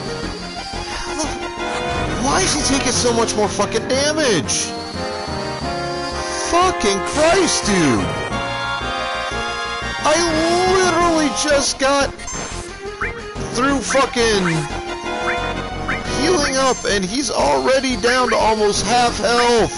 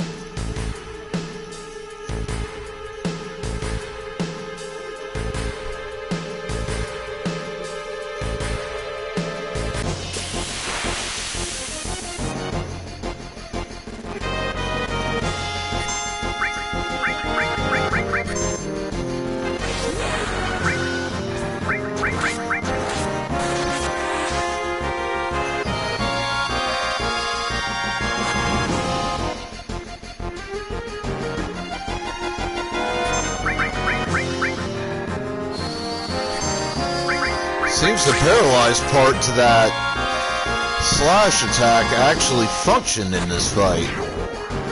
Not always the case.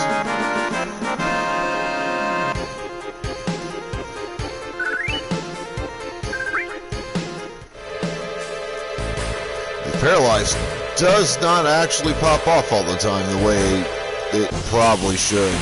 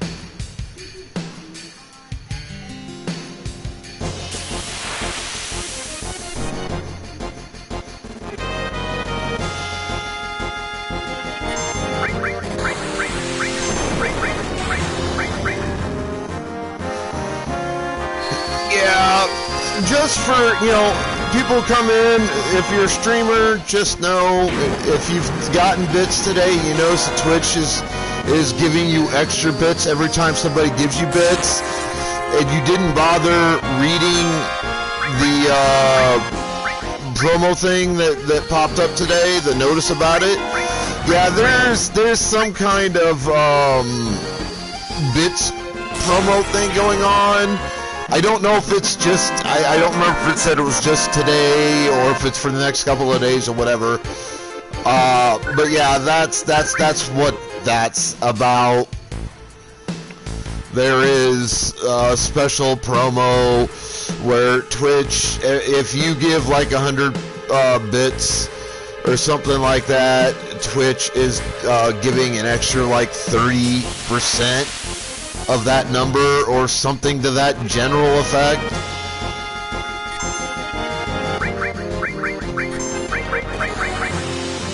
So that's what it is.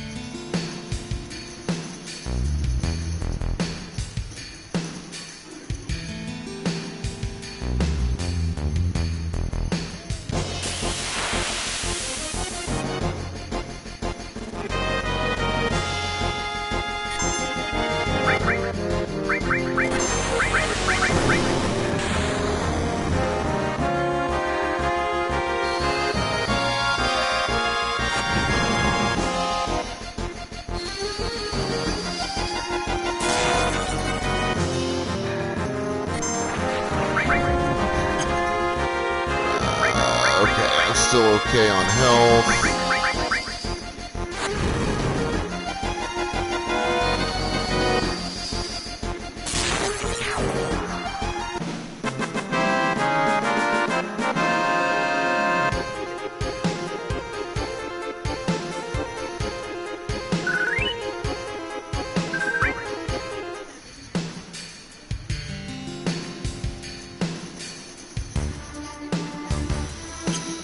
Yeah, I've got enough magic left. I can do at least one more fight.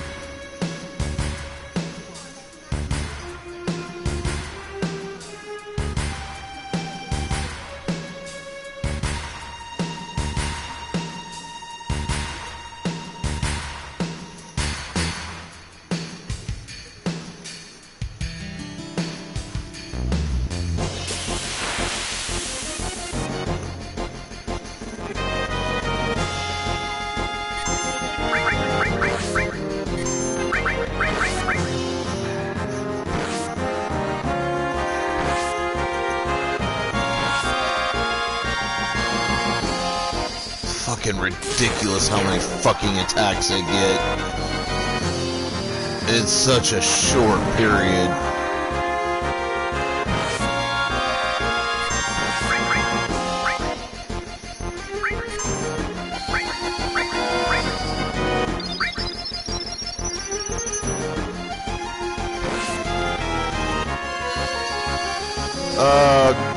Kaffa, whatever the name of that damn thing is. There's Pokemon in chat, folks. Let's go ahead and get those Pokeballs on out.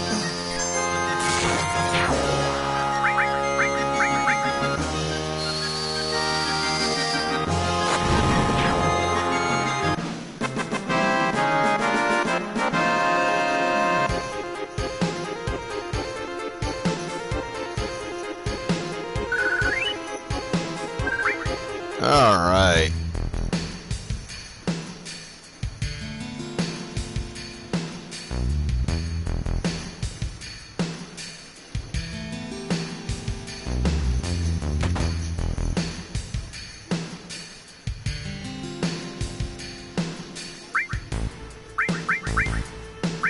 I don't care about the fucking antidotes.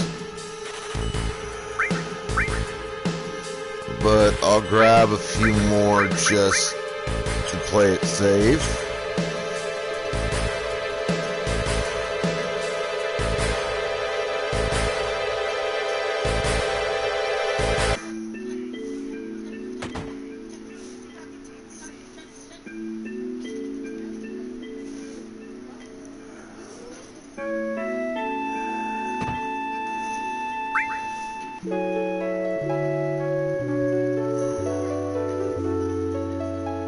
Yeah, whatever the hell the name of that Pokemon was, or is, that fucker got away from us.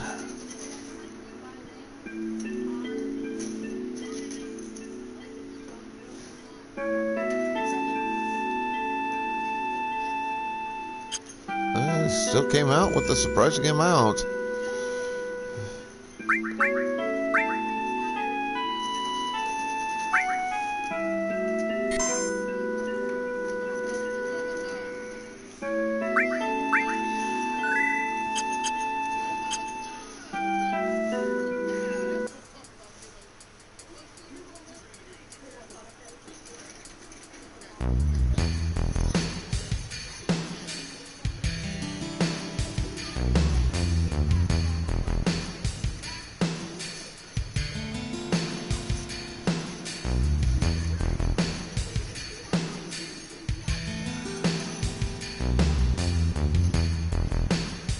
Alright, so we know part of this.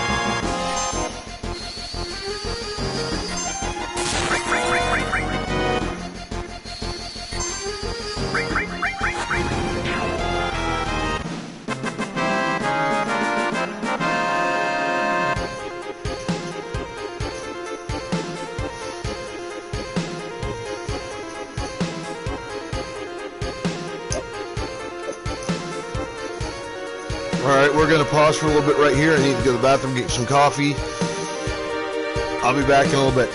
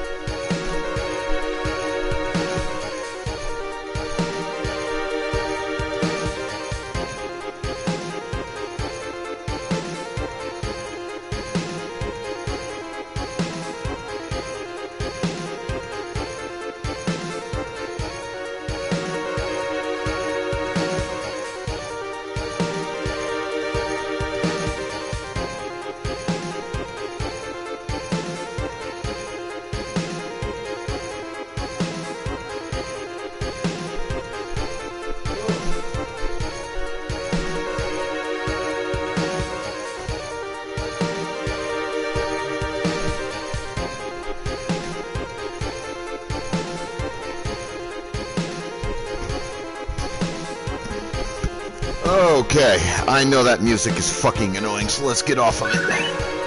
Alright, so, Dethana, did you read any of your notices you got today when you logged into Twitch?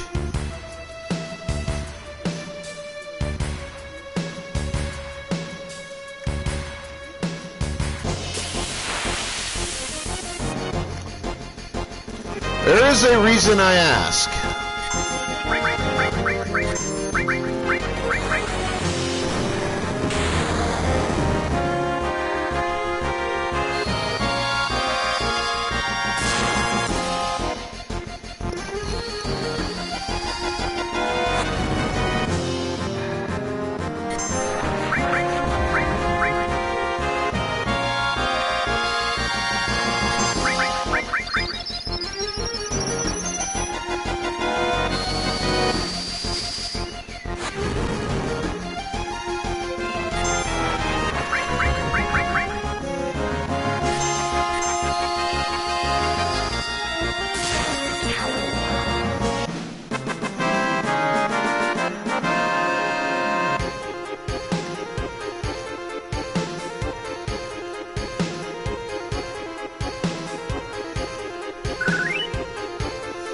Alright, she's almost level 13. Now I just gotta figure out how to get out of this fucking area.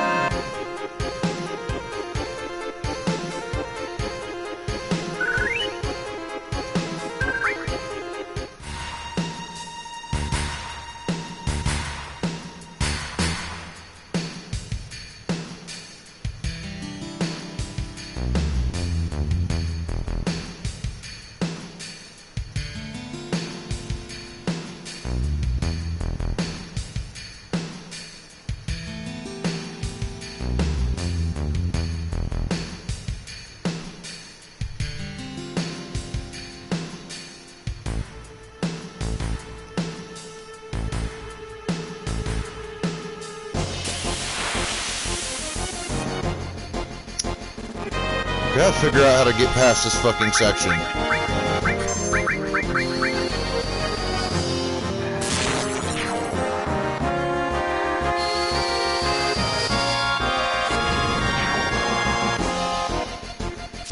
It's actually getting on my nerves. Second time trying to pass this fucking area.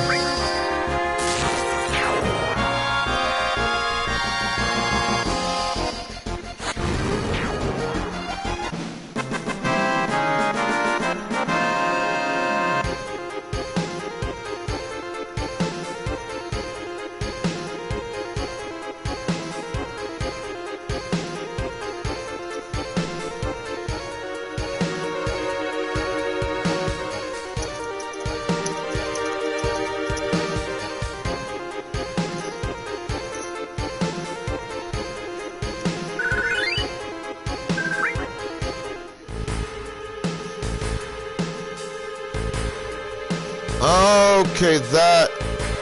How the fuck did I miss something that goddamn simple? I thought that pipe was on the other island. So I'm trying to get onto the goddamn thing from the other island.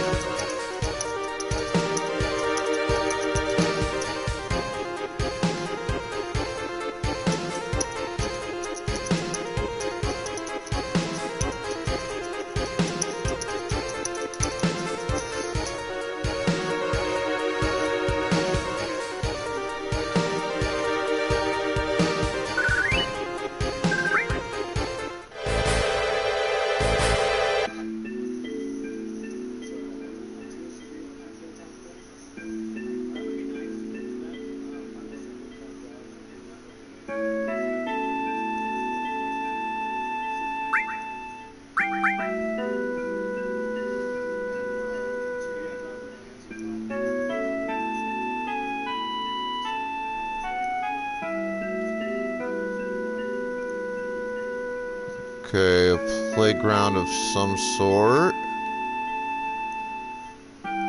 Doesn't appear to be a whole lot here. Well, I mean, I jumped up in credits. Or Gil.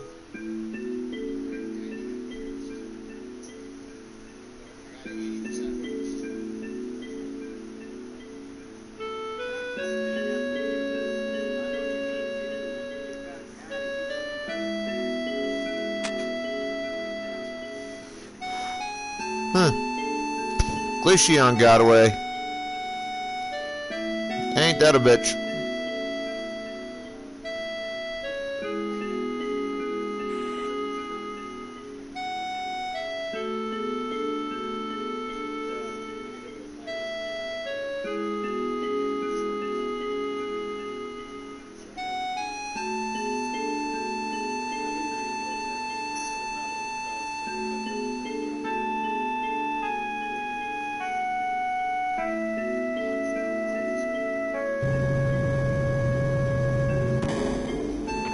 Hello, Choco Cart.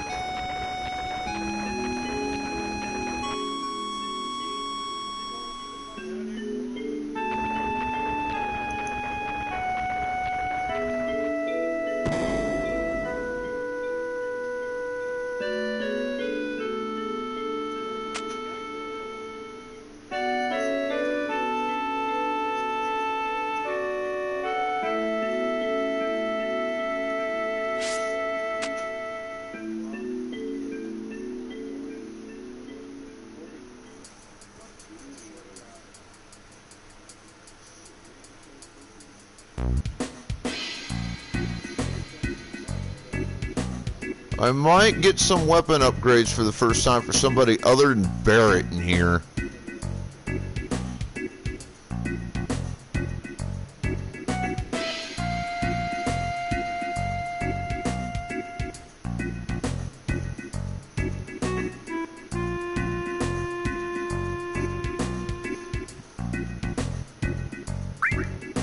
Alright, let's go ahead and rest up.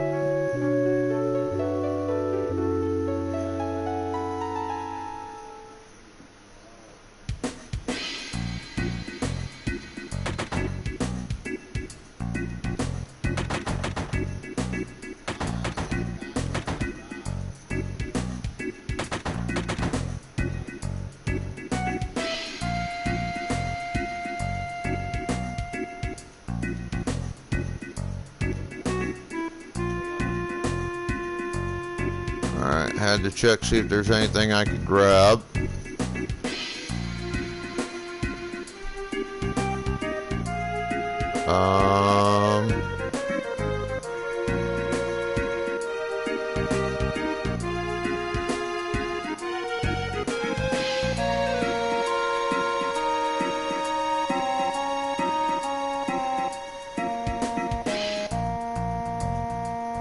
Item shop. I don't care about the item shop right now.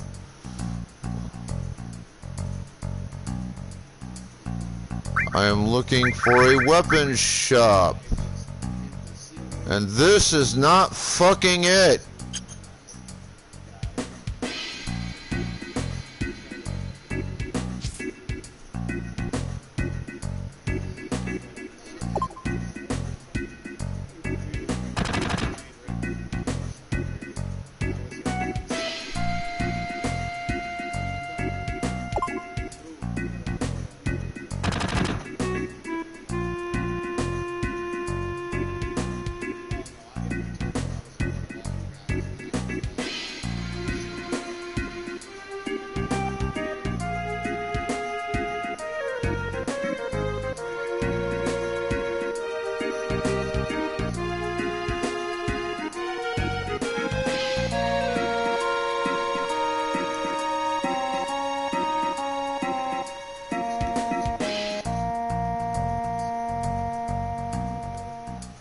Gotta be a fucking weapon shop here somewhere.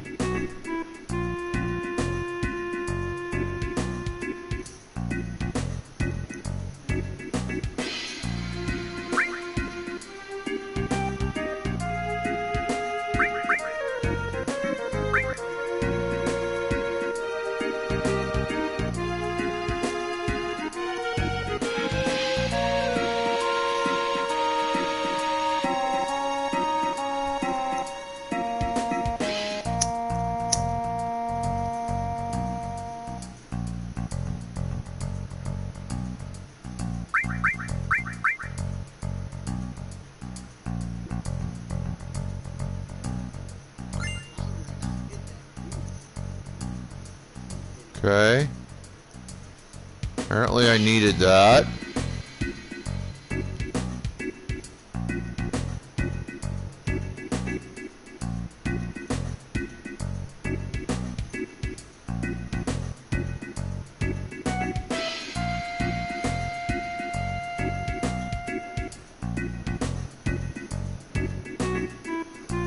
Alright, I'm gonna need to go in there a little bit later.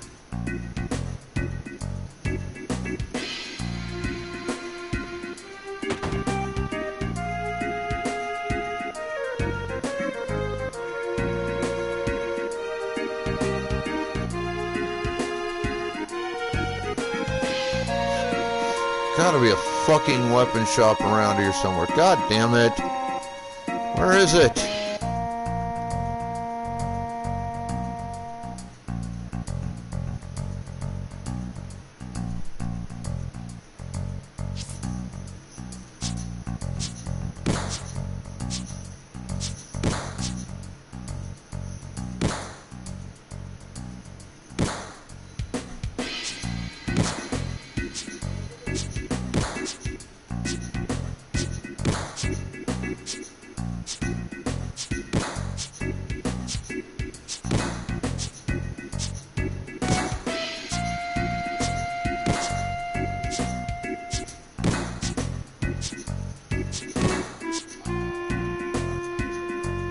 Well, that's not fucking it.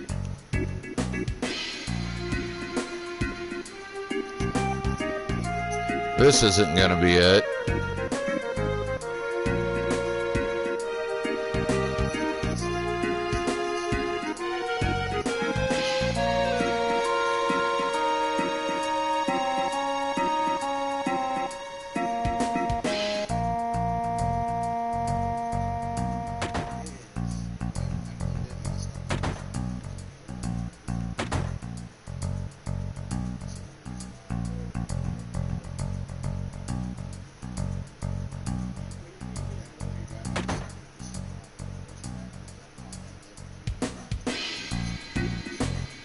Alright, medicine, huh? Well, I did get the coupon thingy. It's probably what I'm going to end up using it on.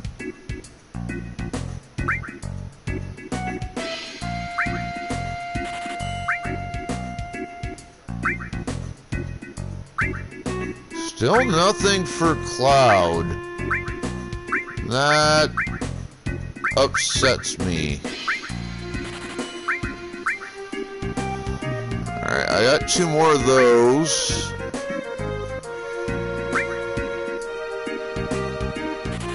Got 4 of those now.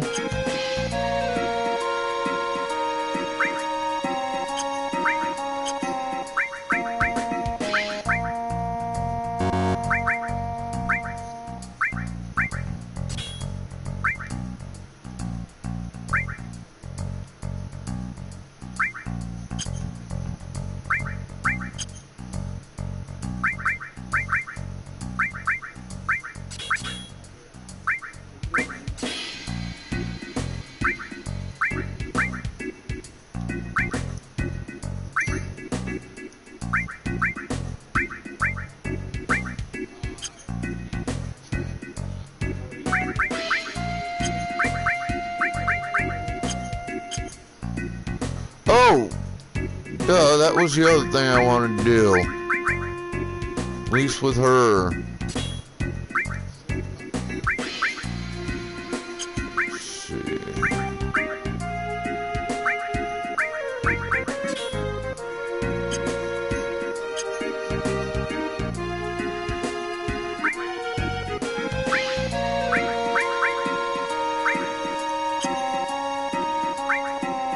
Yeah, I could get rid of those because that's gonna have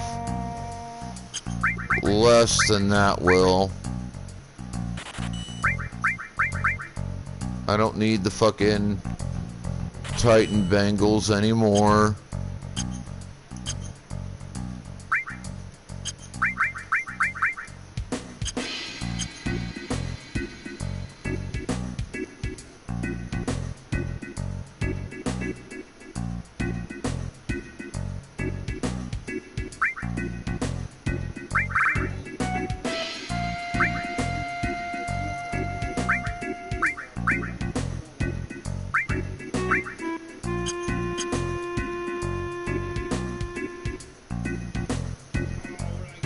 There we go.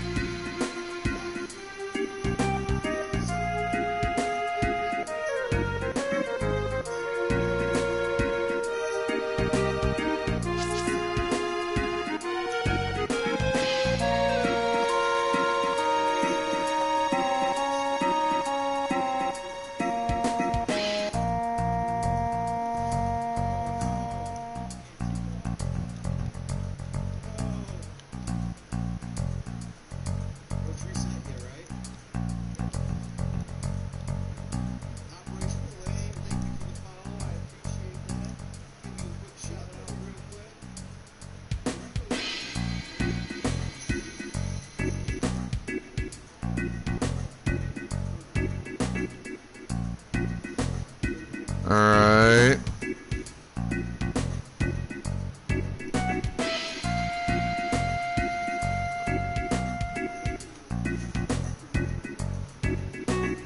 Back down to the item shop.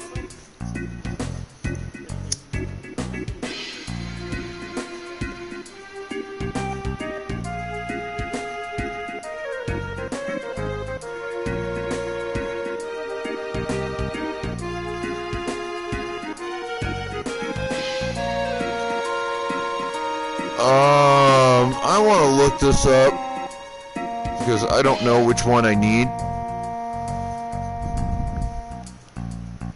Final Fantasy VII walkthrough.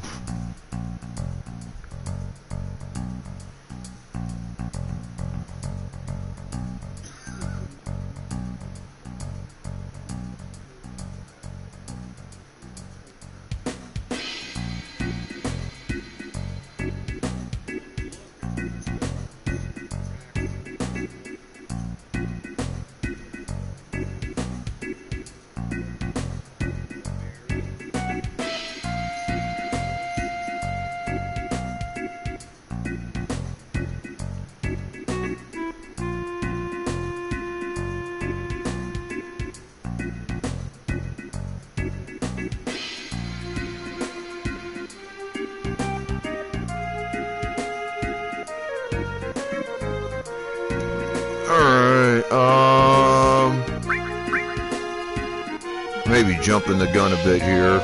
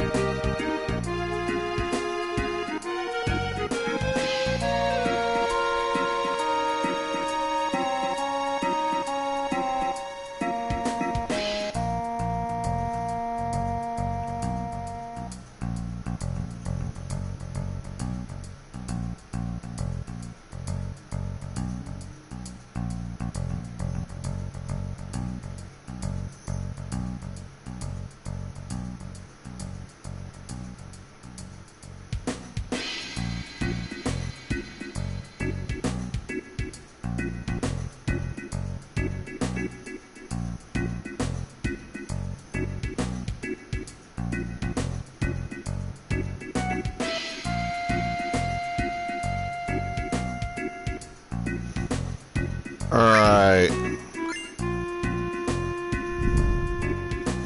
So I kind of need to backtrack on steps here a little bit.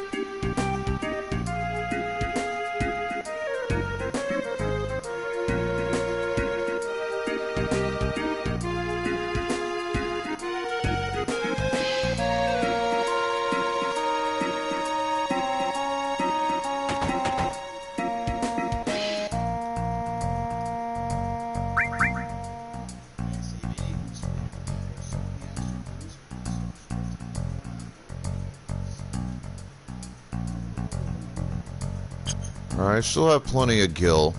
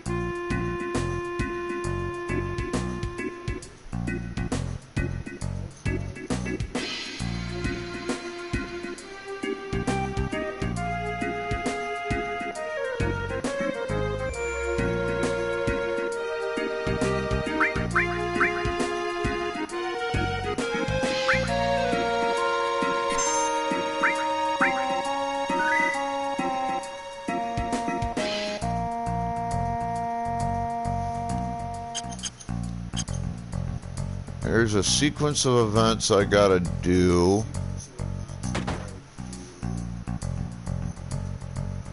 And I'm not sure if I'm doing it correctly.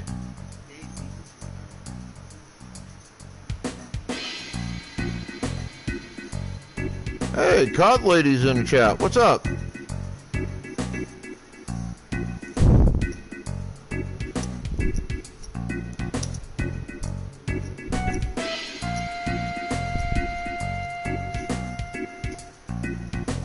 There's COD Lady's trap card.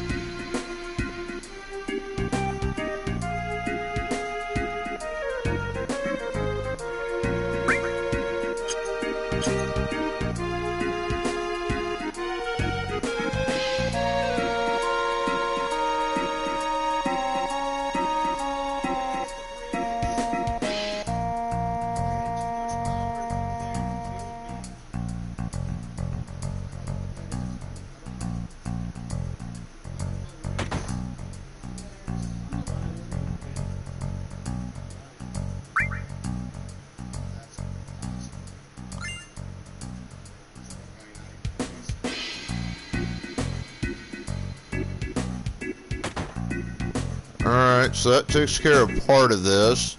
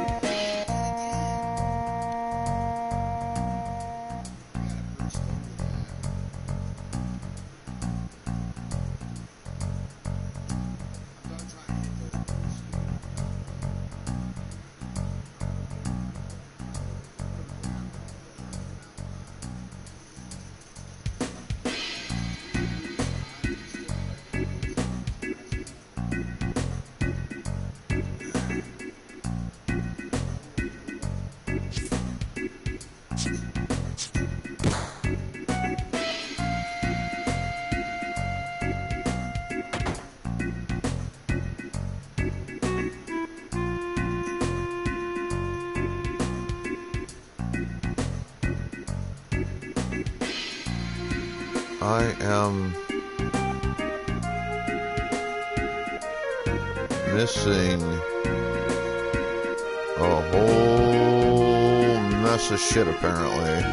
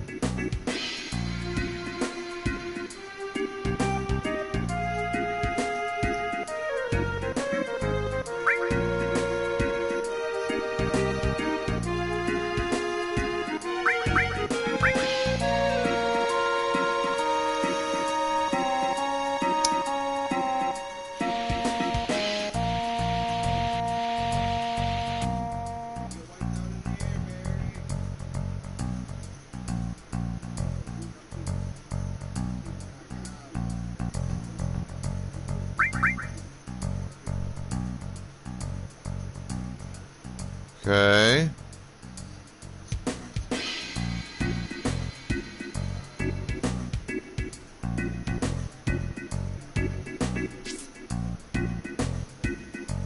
That's not gonna get me what I need. That's not fucking it. Supposed to be a bar of some kind.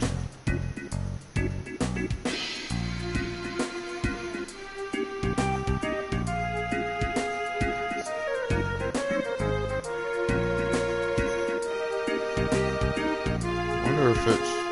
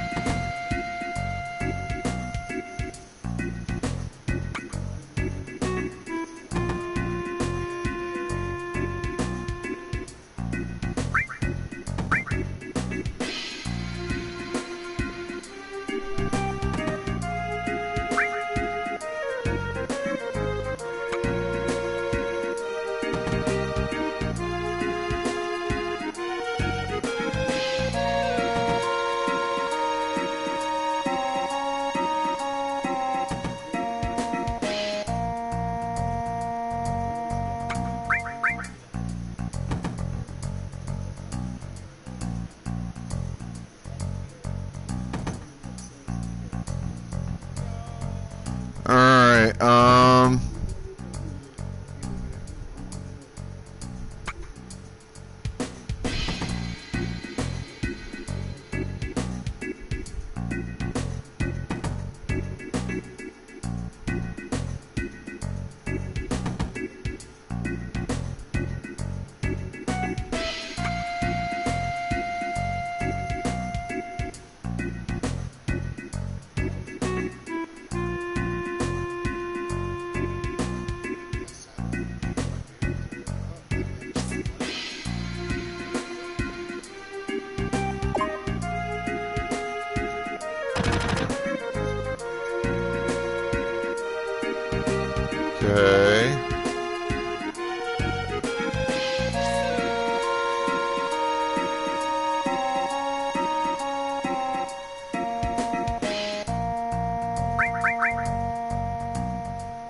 Apparently not it.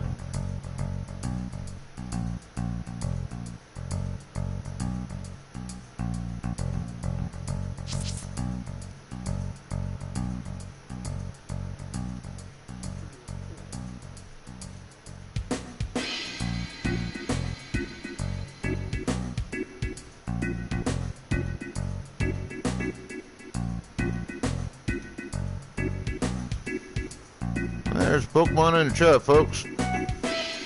Pokeballs out.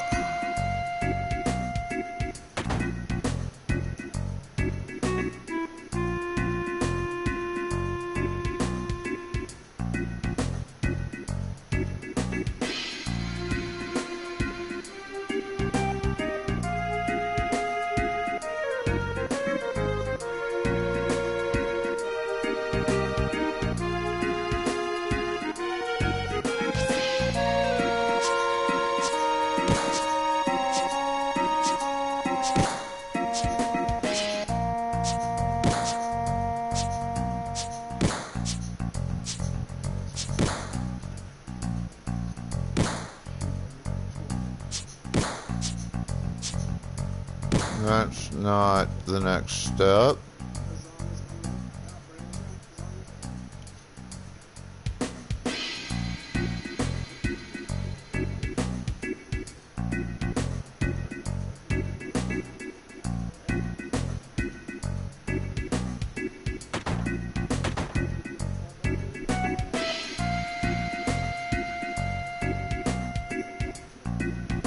I wonder.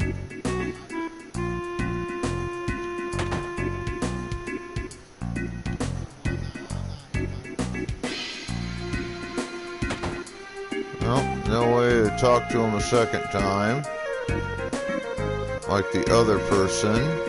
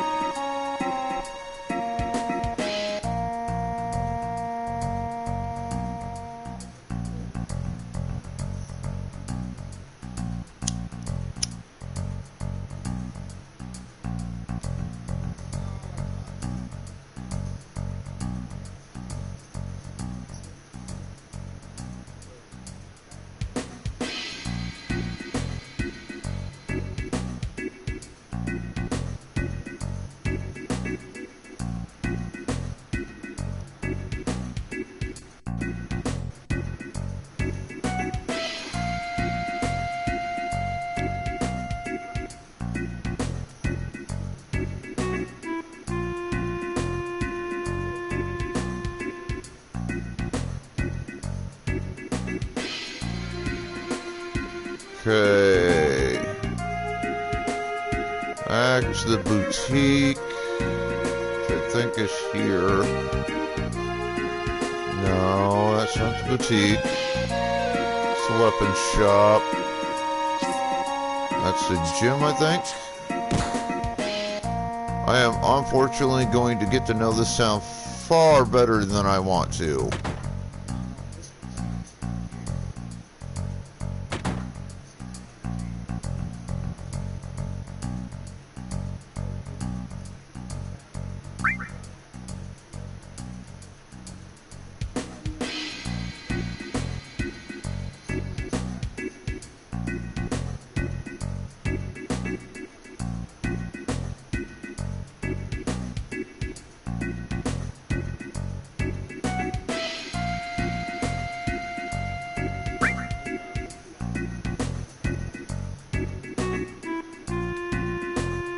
Alright, so that sets up part of what I gotta do.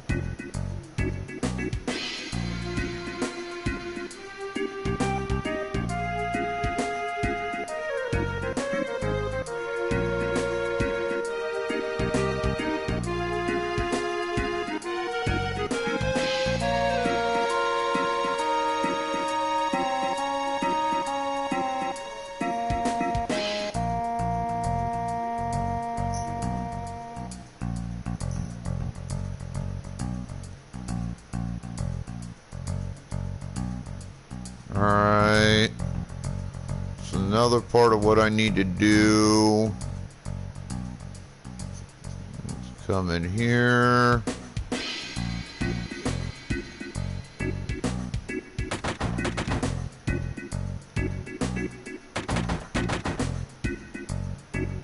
Supposed to be able to use that for that guy.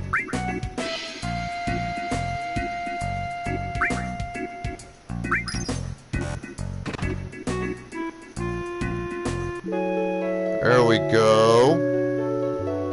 That works.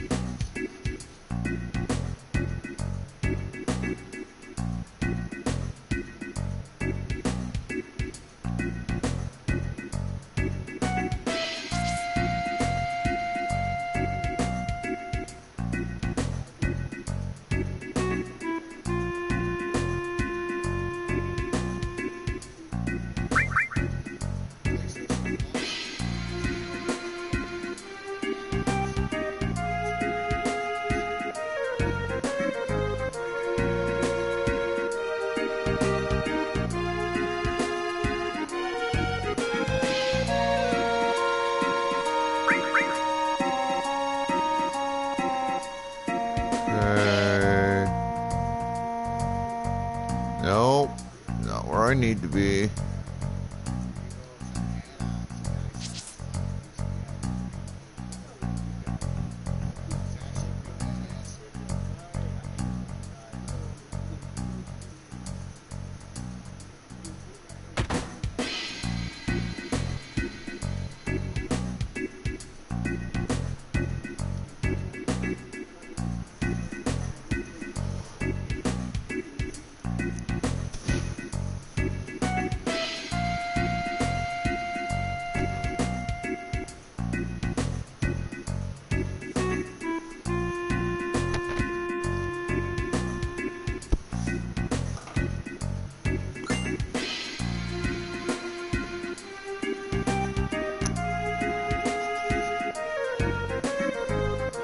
Now I think all I need to do is get the dress, which means I gotta refine the bar. That's Jim. I think the bar is right here.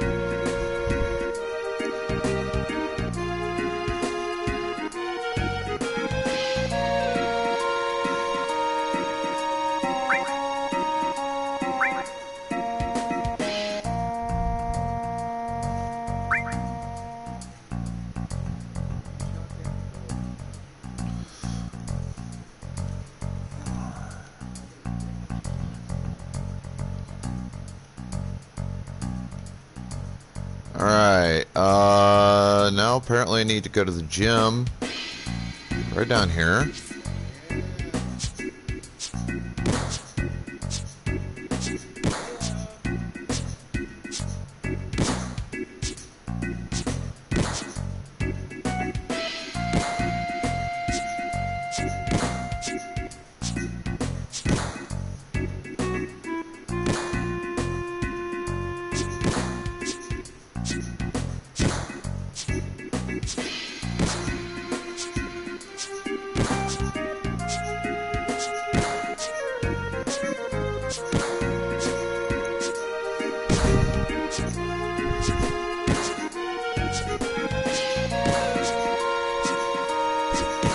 Okay, I see what I gotta do.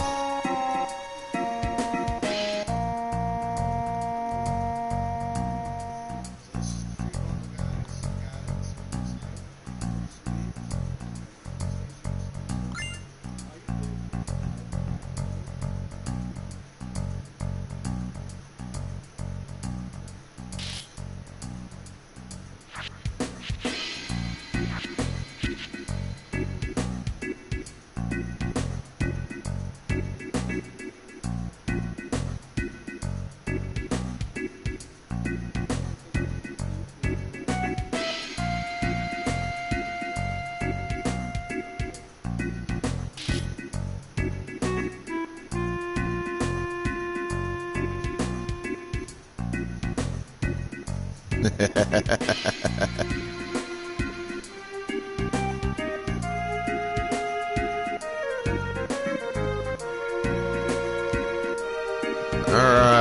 I think this is the last thing I need to get.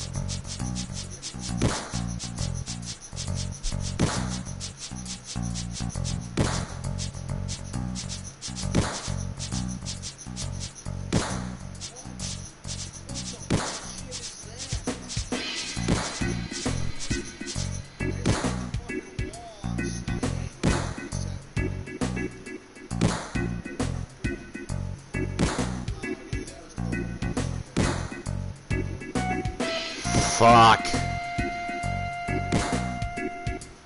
Not the wig I was hoping.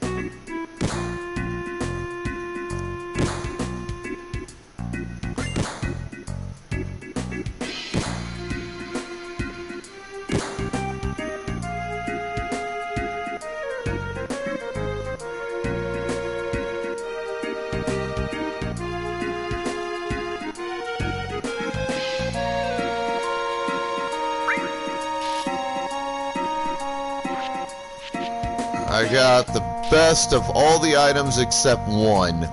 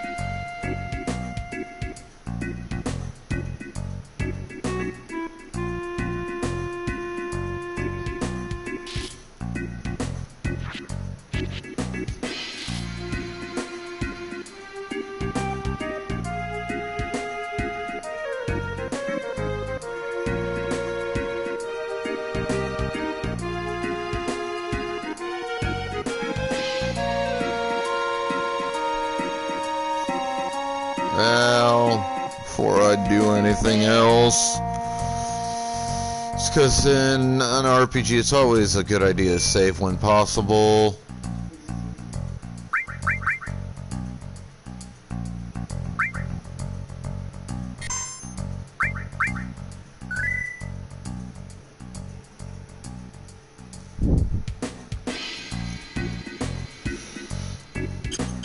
Like, I honestly didn't remember exactly how to do all that crap.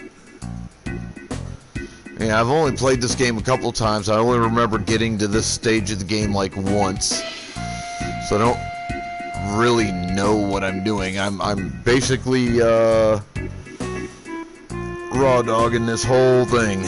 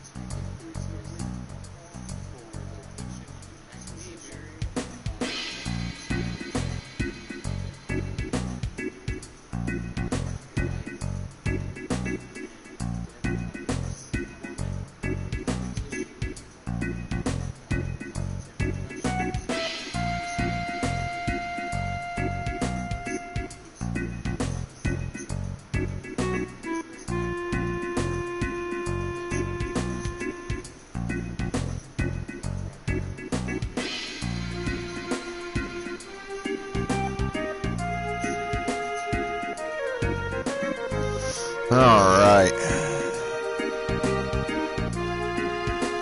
God damn it, Furfrou. I've caught one Pokemon today out of about the 7 or 8 I've tried. I've caught one. Son of a bitch.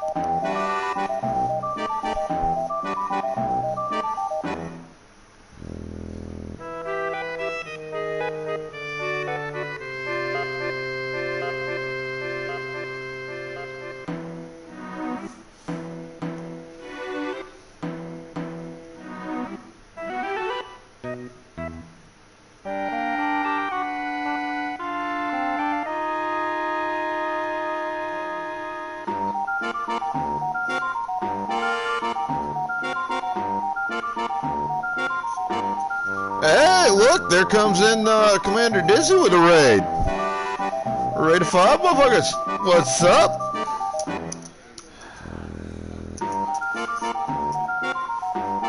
Hey, Chance, welcome back in.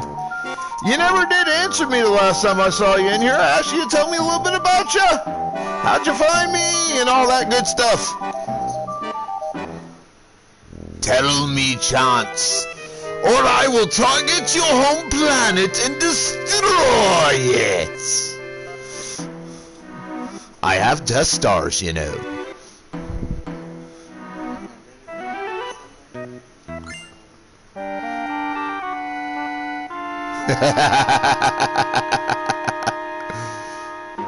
Well, that's awesome. So,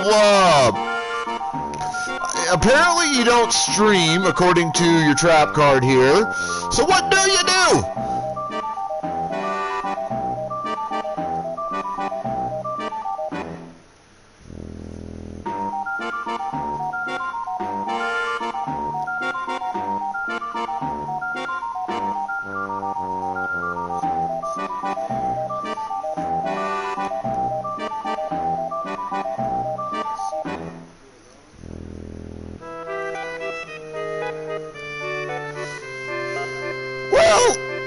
Just fair warning, while Diz likes to keep it as family friendly as possible, even when I'm in the chat room and not busy so I can communicate on a pretty regular basis, definitely not a family friendly necessarily stream on my side of things. Fair warning.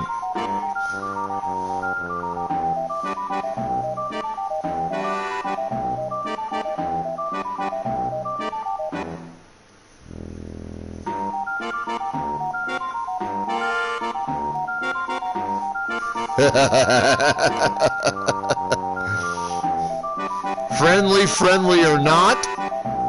Oh I'm friendly, but my streams involve a lot of innuendo, sexual remarks, a lot of like kind of roasting style jokes, or just joking in particular.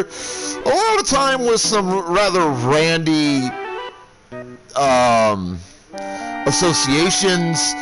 And above all else, I cuss more than a fucking boat full of fucking sailors. Proud of it.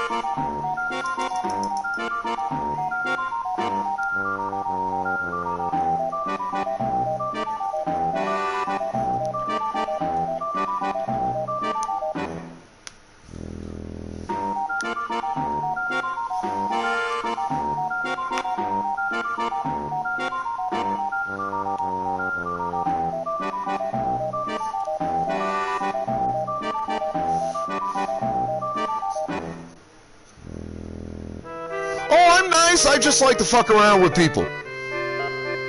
It's kind of my way of showing affection and all that good shit.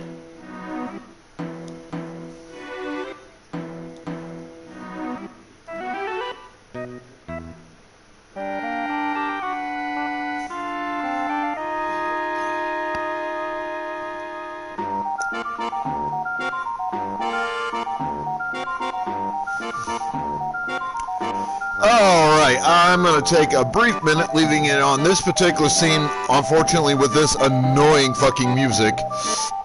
I gotta go get coffee and use the restroom. I will be back in a few.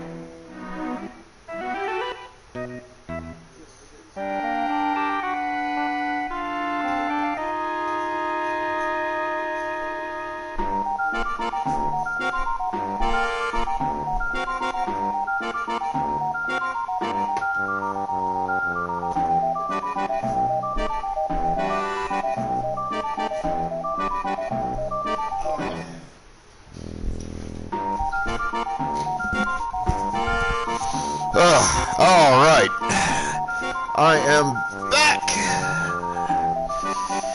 and now it's time to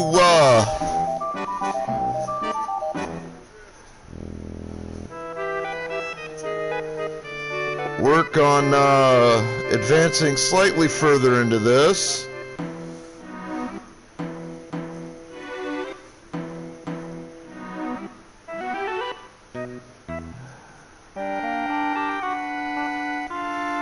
Hopefully I can get a little bit further before I get off stream at around 9 or 10.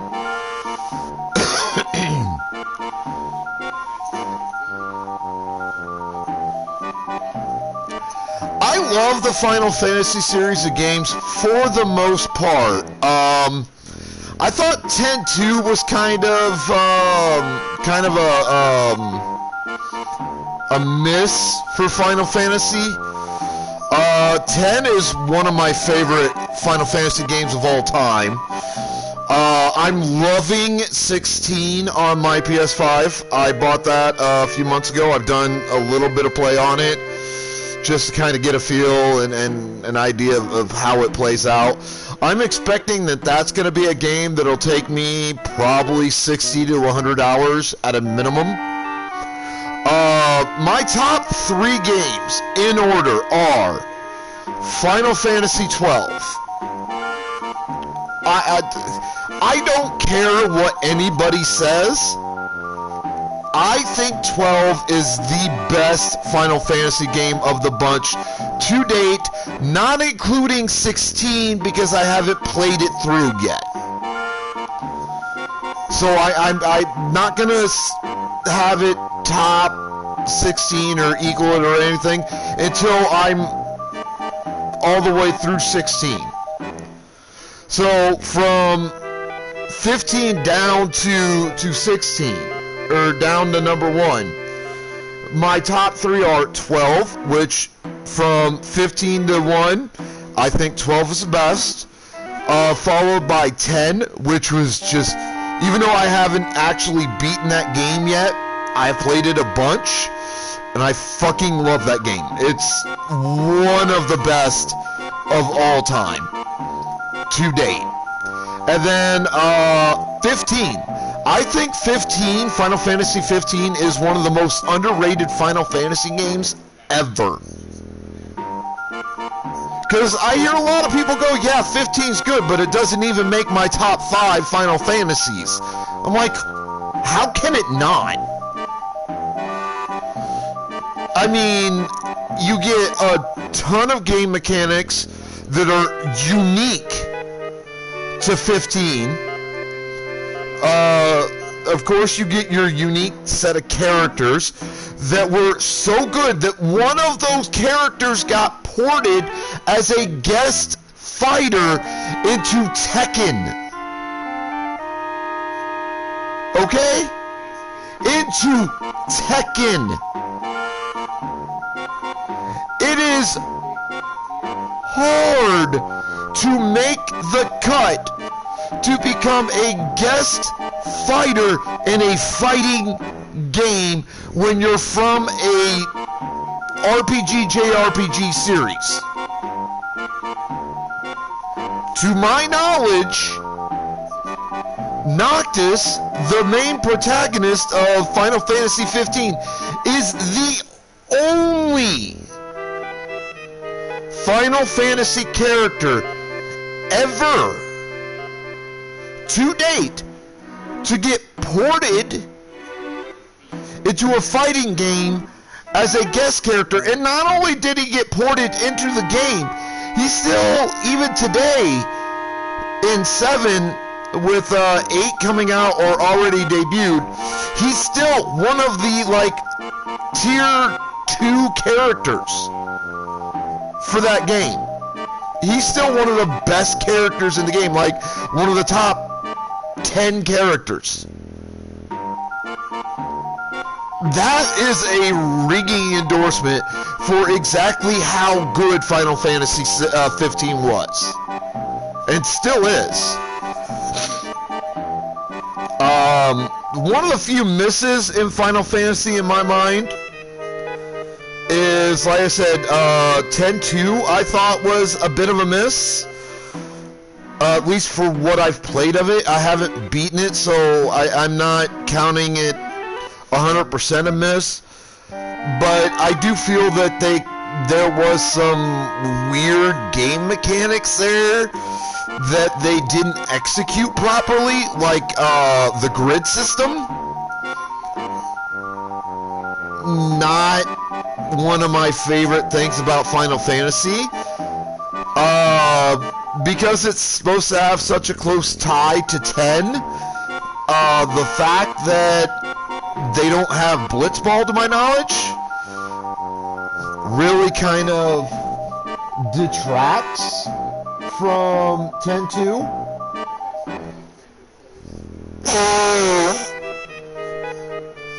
And personally, Blitzball was like my favorite thing about Final Fantasy X. I could spend hours playing Blitzball in that game. Literally hours playing it. Fucking love it. Another miss was the Final Fantasy 13 games. Many Final Fantasy fans I've spoken to have stated that they're not really big fans of the Final Fantasy 13 set of games, and there's like 3 to that set of games.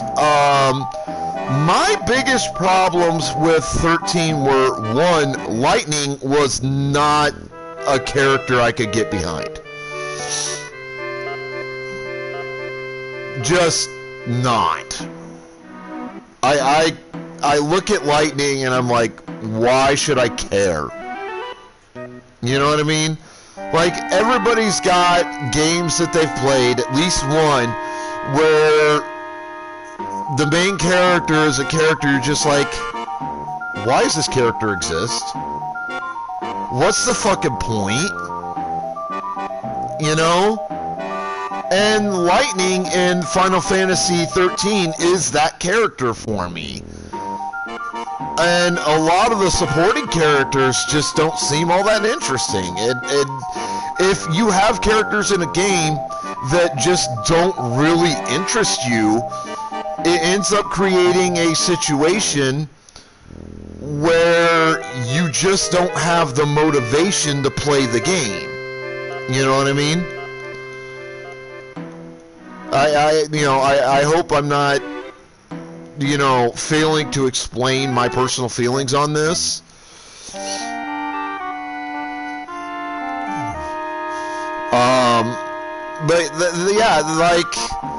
That was the case with me in 13, was for the bit of it that I played, and I got, I think, maybe a quarter of the way in total through the game itself.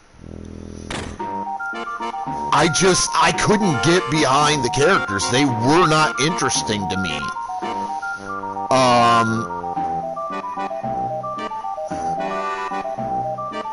And that really, and when you have a game where the characters are like that, that detracts from the story of the game. Assuming the game has an appreciable story to begin with. And now, I will give 13 its credit, okay? Even though I've never really gotten all that far into it, like I said, I've got maybe a fourth of the way into the game. What little of the story I got, I thought was really well written. I thought it was really good. But the fact that the characters did not interest me, that I'm looking at these characters, I'm like, you know, the fuck is going on? Who are they? Why are they here? Why did, you know, like, that was my impression of the characters and my response to that impression. That detracts from the storyline. And that makes the storyline less good than it could be or should be.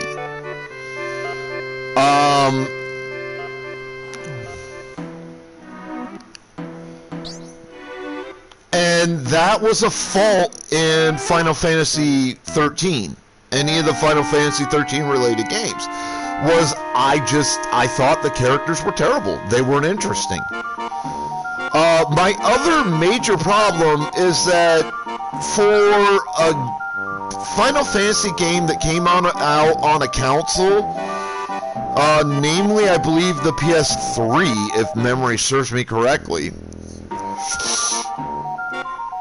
that had the potential to do what it could do, that they had that game be so fucking linear, just was really a turn-off game-wise. I wanted that game to be something like I could really get into. I wanted it to be something that I could get fully behind 100%. And it wasn't. I on a personal level could not get 100% behind that game and into the game.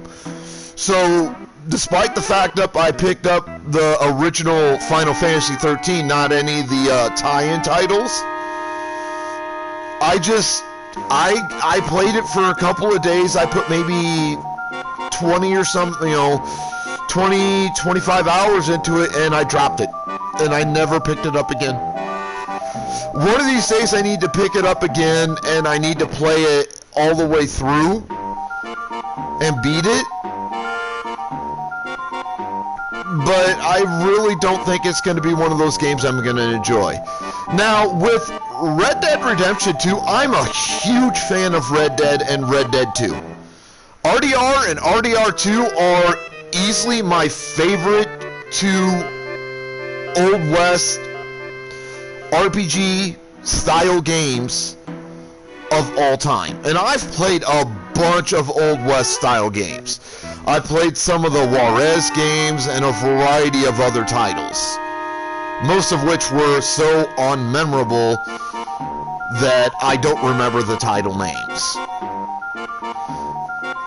And when I heard RDR 2 was coming out, I kind of did a small bit of research into it, so I had a feel for what the game was going to be. I knew Arthur Morgan was your main character. And yes, I agree that RDR 3 should be about John Marston. Absolutely. It shouldn't be a prequel title, it needs to be a sequel title. But, that said, RDR 2 is as good as, if not better, than RDR 1 was. And RDR 1 is so fucking good, I just bought the re-release of the title on my PS5. That's how good RDR 1 was. Is I just bought the re-release version of it on my 5. And it will never get fucking deleted. My only problem is that my understanding is that the re-release of RDR1 doesn't give you the ability to play online with people like the original RDR1 did back in the PS3 days, and that upsets me. I'm pissed about that. They took away the online play feature? Fuck you! What the hell are you doing, Rockstar Games? You fucking know that literally half the replayability value of Red Dead Redemption 1 is this online feature. That's half the playability of RDR2 is the online play feature. The fuck were you thinking re-releasing RDR1 and taking the online playability away from players? That's gonna lose you like a quarter of your player base. And a lot of profit. So I'm really hoping that Rockstar will be smart and bring back the online play feature of RDR1, and I'm hoping by 2028 at the latest we get RDR3, and I really do hope it follows Jack Marston. And I want it to start with Jack Marston getting back the Marston farm and starting that back up so that he has a base of operations, he has something that's profitable, that's making him money. Like, that's kind of part of how I want that story to go. Is I want, like, basically the prologue of the game to be about Jack Marston taking back the Marston farm and getting it up and running again as a source of money. Like, I want you to, you know how like Fallout 4 had you going through the story mode, rebuilding, different locations, drawing people in to live there, and then interconnecting them so that, like, you had these farms and villages and shit all over the place. You could go to rest and heal. You go to get food, you know, all that kind of stuff. I kind of want that to be what the Marston farm is in RDR3. You know, I want that to be like the centerpiece of the game. You come back, you recruit people to help you out with cattle farming, horse breaking, all of that. You know, just run the farm for you and make money so that you get some of the money, then they get paid, you know, that whole kind of a thing. Because it takes a fucking village. You know, especially in the old West days, it takes a fucking village to do something like that. And, well, I want that to be your village in RDR3. I want that to be how RDR3 works. Is that, you know, you take the prologue that teaches you all about everything you're going to need to know, really, and you put you make that all about the Marston farm, the Marston ranch, and you starting the process of growing that into something big.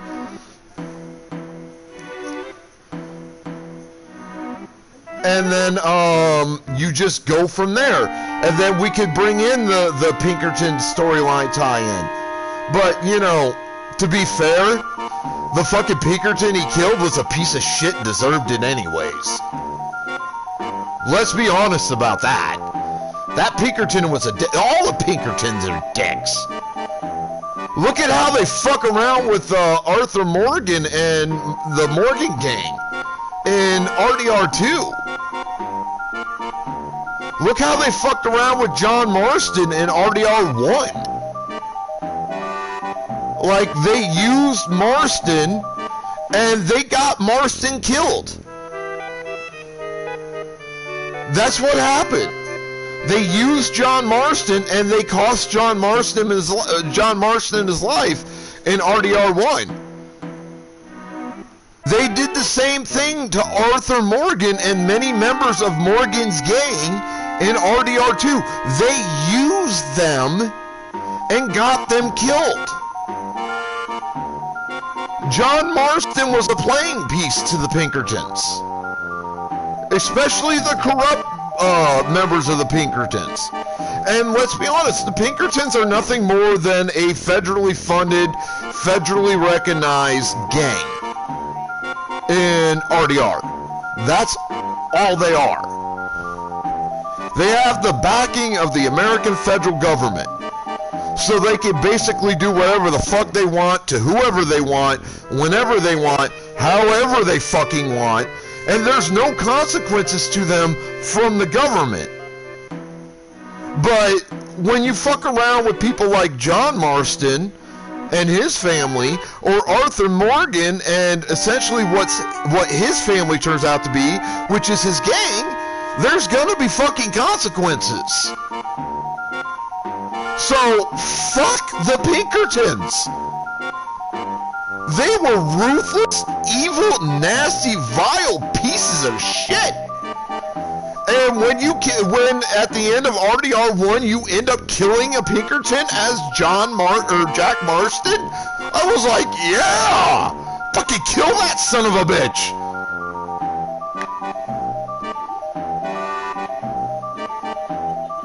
Fucking deserves it. Like, that could be the main storyline of RDR3. Really, it could. The main storyline could be Jack Marston rooting out the corruption in the Pinkerton organization, because the idea of the Pinkertons is actually a great idea. They are the original alphabet agency in America. That is exactly what they are. They are the precursor to the NSA, the FBI, the CIA, all of them, the DEA. They are the precursor to all of those alphabet agencies that we have right now. They are the original. And the idea behind it is solid. It is. It's a fantastic idea. The problem with the Pinkertons is that the government itself in Red Dead Redemption has little to no actual oversight of the Pinkerton organization. That's the problem. And because of that massive lack of oversight, the organization grew and members were like, you know what, fuck it. I'll take my pay from the government and I'll do work for them every now and then, but I'm in this to abuse my authority. And not just to abuse my authority, I am in this for myself to make money and sow terror and be this big badass, character in this world. And I'll obey federal rules when obeying federal rules suits me. But most of the time it won't, so I'm just going to go fuck it and ignore it, because what the fuck is the government going to do? They're not going to send somebody out here to take us to task and make us toe the line or take us to court or anything like that. No, fuck that. They don't give a shit. As long as we do what they want us to do every now and then, we can do what we want. Like, that is the thinking of the Pinkerton organization, which was a real organization in Old West times here in the U.S. Like 200 years ago, that was a real organization within the federal government that I'm pretty sure faced a lot of the same problems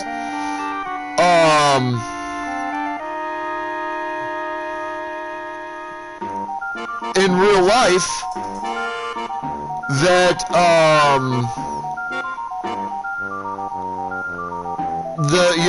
the organization faced in Red Dead 2. Oh, no, it's based on a real federal organization in old Western times that, if memory serves, was actually called the Pinkertons. It might have been called something else, but no, the organization itself is real. It might have had a different name in real life, but the organization itself was a real group that worked and was formed under federal government auspices during the period of the Old West in American history. Absolutely a real group. But yeah, like the main storyline could be, like your prologue would be Jack Marston taking control of the Marston farm again. And getting, the Marston Ranch, getting that back up and running. Maybe even finding a lady and getting married at some point. Not during the prologue. That's got to happen later in the game. And then the main storyline of the game could be Jack Marston gathering information and evidence and witnesses that, like, say 3/4 of the way through the game, he brings to the federal governments, the federal government of America, to force the federal government to get up off its fat ass and step in and do something about how out of control the Pinkertons are as a group.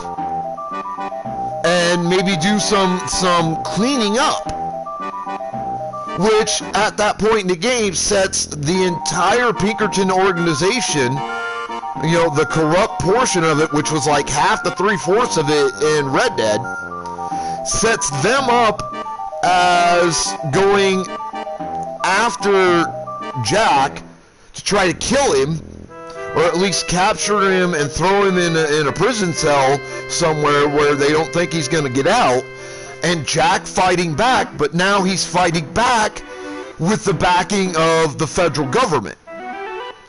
Like, the federal government would make him like an honorary Pinkerton or something, long enough for Jack to help the government clean up the mess that is currently the Pinkerton organization. Like, that could be the storyline for RDR3, and that would settle up a lot of what was left over from RDR1. You see what I'm saying? Like, that would be an amazing fucking story for RDR3. And then, 7/8 of the way through the game, he gets married, gets his wife pregnant, and that could set up a future RDR4 game where it would follow Jack and maybe Jack's kid.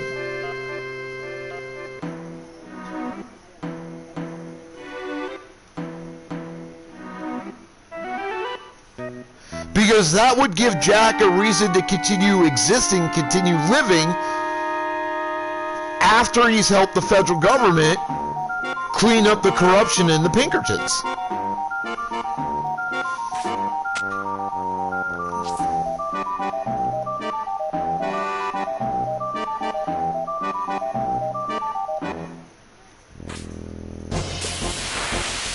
You see where I'm going? Do you like the idea for that story being the story of Red Dead 3? I think it'd be fantastic. I absolutely fucking love the idea of that being the story for RDR3. And like I said, if you play it out where he gets married towards the tail end of the game and his wife ends up pregnant before the game officially ends, that perfectly sets up the potential for Red Dead 4. You just introduce some new bad guys, like, remnants left over from the Pinkertons, the purge of the Pinkertons and shit like that, and you name Jack Marston's kid And you have RDR4 start off when the new generation of Marston is like 12, 13 years old, which in Old West times was basically you're an adult.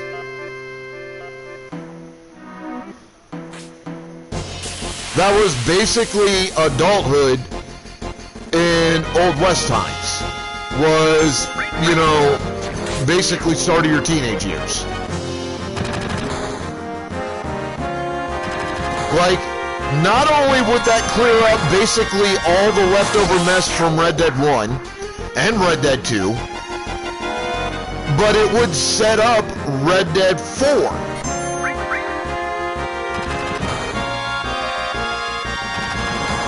Like, the basic storyline for Red Dead 4 could be, hey, look, Jack Marston and the federal government did end up missing a few members of the Pinkertons that were corrupt.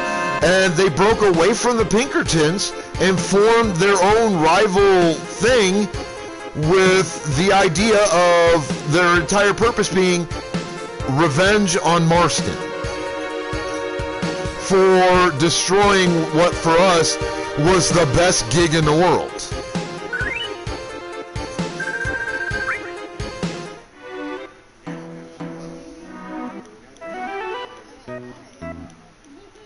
Like, that's the perfect setup for a fourth Red Dead Redemption game.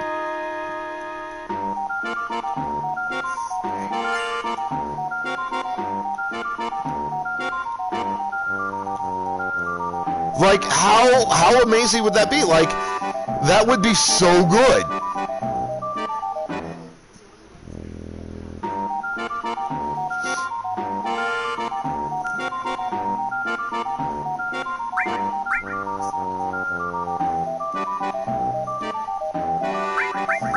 Like, I basically just set up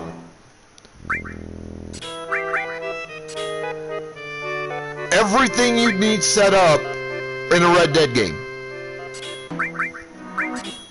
for the next 2 games. I would say RDR4 would switch between and would probably go over a period of like 4 or 5 years where, you know, Jack is teaching his son or daughter everything he learned from his dad, which is basically everything that John learned from Arthur Morgan. So it's passing on the skills and knowledge and wisdom of 2 very amazing people to his child. Because all of that got passed to Jack. And you could potentially throw in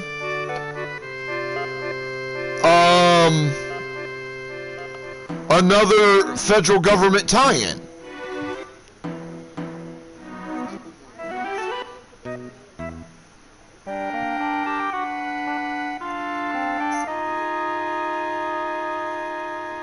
Like, you could potentially tie in the federal government yet again.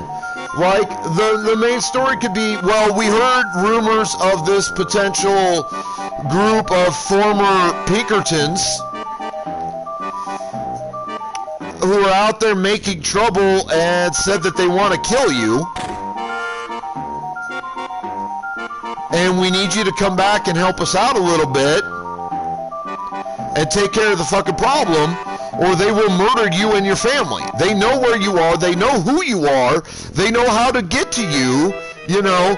So if you don't help us, you and your family are basically fucking dead and your ranch is gone. Like, that could be the entire prologue bit to RDR4. Is the federal government coming in and checking up on the training of Jack Marston, and then you know, helping start the process of training Marston's kid or kids. Because if you set this, you know, 12, 13 years after the events of RDR3, then, you know, Jack could have 2 or 3 kids by that point. Like, there's so much possibility that you could do with the storyline I've laid out for the basics of a storyline I laid out for RDR3, with a future game for RDR4 being a direct sequel to that. Like, you could play this out over multiple points of American history, playing out with the Marston family. Like, this could become a truly dynastic game for the Marston line that could stretch over the next 30 or 40 years worth of gaming.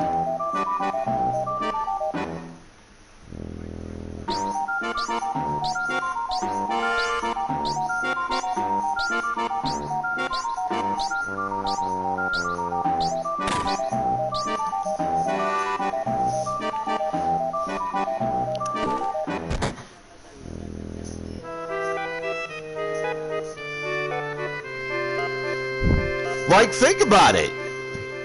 Like, the story I set out for RDR3, potentially, that basic outline for it, could set up storylines for Red Dead games for the next 30 or 40 years.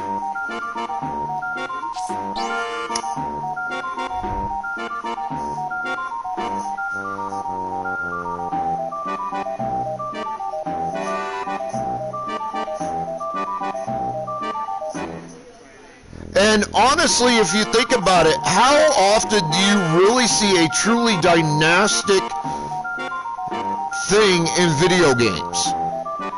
How often do you see that? Like, you can't say that you have it in Final Fantasy because you don't. You just don't.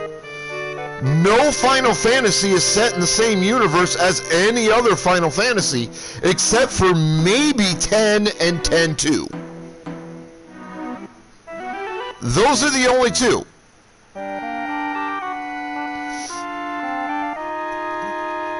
You can't say it is with Star Wars games because, well, they're all basically set in the same two universes.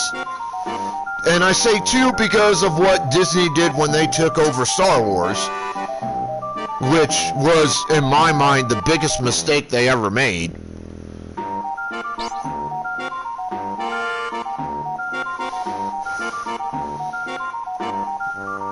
But it's never the same group of people, or even the same person or the same person's family line, over an extended period of time with video games. There are some games that go together, like the two Starkiller games, Star Wars Force Unleashed 1 and 2. So far, the Jedi games, Jedi Fallen Order, Jedi Survivor, and then the games based on the films, the trilogies. But that's really it. None of the other games feature the same characters, basically, as the main characters from game to game to game to game to game. So it's not a dynastic video game series. One of the few dynastic video game series I can think of is Dynasty Warriors. Or Dynasty Warriors, rather. That more or less fits what I consider to be a dynastic series of games. But you could make Red Dead a dynastic video game series. And when I say that, I mean that it's basically following the same family in some way, shape, or form over an extended period of time.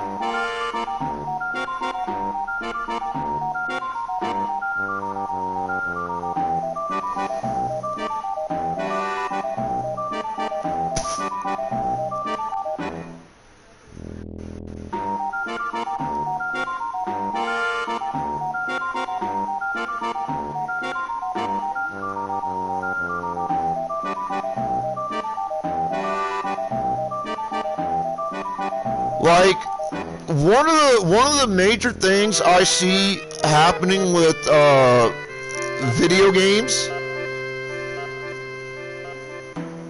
I doubt it, I really do. Don't get me wrong. I'd love to work for Rockstar. I would. Working in the video game industry is a dream job for me, especially if I'm working directly for a developer. Like, I would love that. I don't have the skills. Sure, I could come up with ideas. I could help flesh ideas out. I'm creative, but that's about all I got. And they've got people way more creative than I'll ever be. Unfortunately. But like I was saying, here's where I feel the future of video gaming is headed. And it's going to get there, I think, a lot sooner than people give it credit for. First off, VR is the new home console. Absolutely. There's no ifs, ands, or buts about that in my mind. VR gaming is where gaming is gonna go. Abso-fucking-lutely.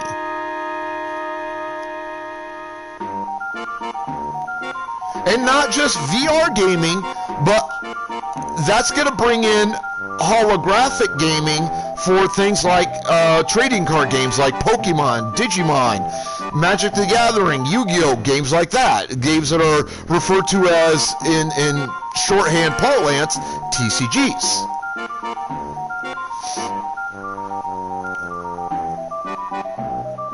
The other thing that I feel is the future of gaming, one of the other major things, is dynastic gaming.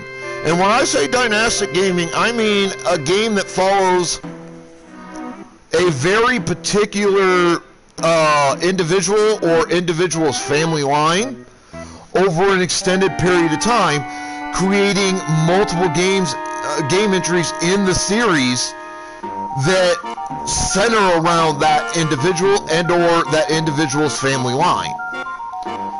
Now, family line could be, I wouldn't extend it past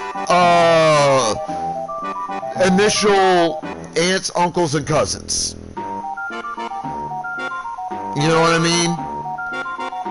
Like, the first set of most closely related aunts, uncles, and cousins would be as far out as I would go to fit my definition of dynastic family game lines.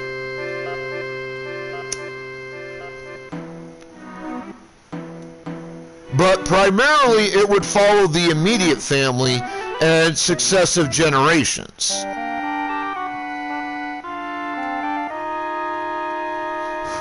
Sons, daughters, kids, grandkids, great-grandkids, great-great-grandkids, etc., etc., etc. Occasionally you could bring in like cousins or aunts or uncles or whatever to spice things up a little bit. And that would give you the potential to introduce a new dynasty within the dynasty. Absolutely. Fantastic idea.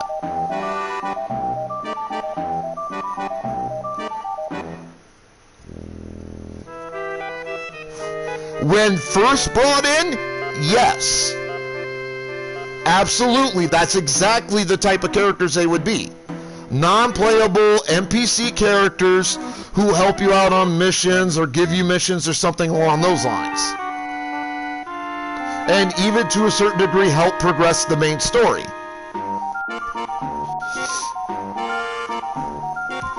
But over time, they could also get like their own side games that would start a brand new dynastic game series within an already established dynastic game series.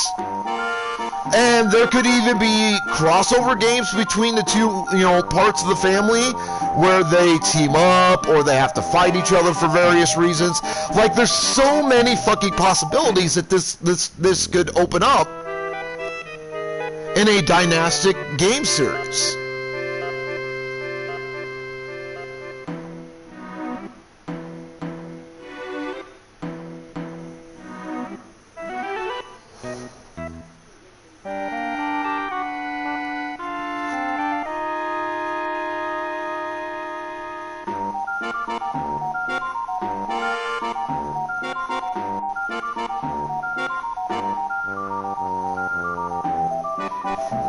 like, those are the three big things I see being the future of gaming. VR for home game consoles, holograms for PC and TCG gaming, and that would tie, the PC part would tie directly in to TCG, so that you could just plug in like a little thing into the side of your computer or the back of your computer, depending on if you have a laptop, a desktop, whatever you have, and then you could make your home a holographic arena where you play TCGs, and you could participate in tournaments and shit like that remotely, but still be live in person. And dynastic video gaming for game series.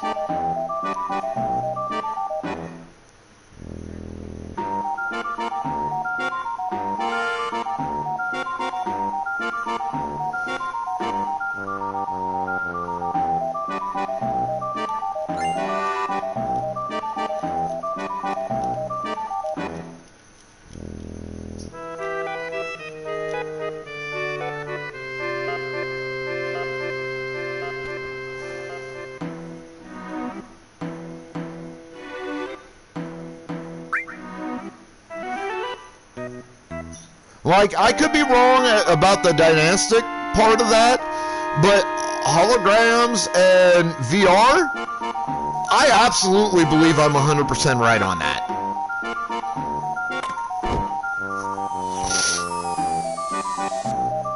I 100% believe that that is absolutely the future of home console video gaming. And it's not like we don't have the technology. It's not like the government doesn't already have the technology to go 100% VR mode with video gaming. They absolutely fucking do. Do not let the government fool you. They have the tech. They're just not going to give it to us yet. They're starting small, like what we're doing with like the Oculus and shit like that, and they'll move up whenever they feel like moving up.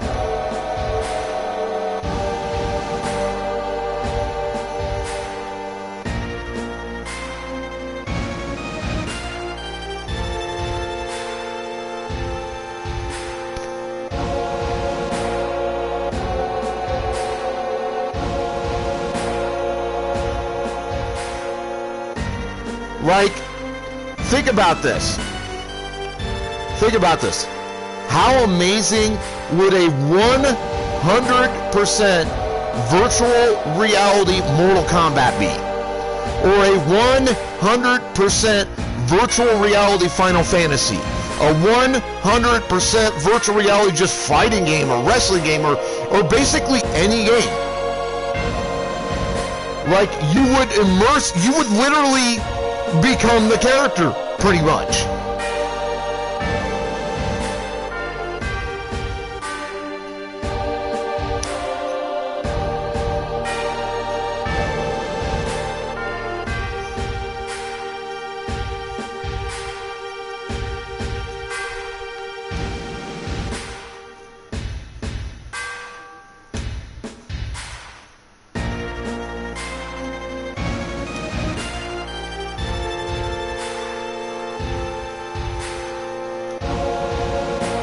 Yeah, absolutely. Or at least a variation thereof. Absolutely.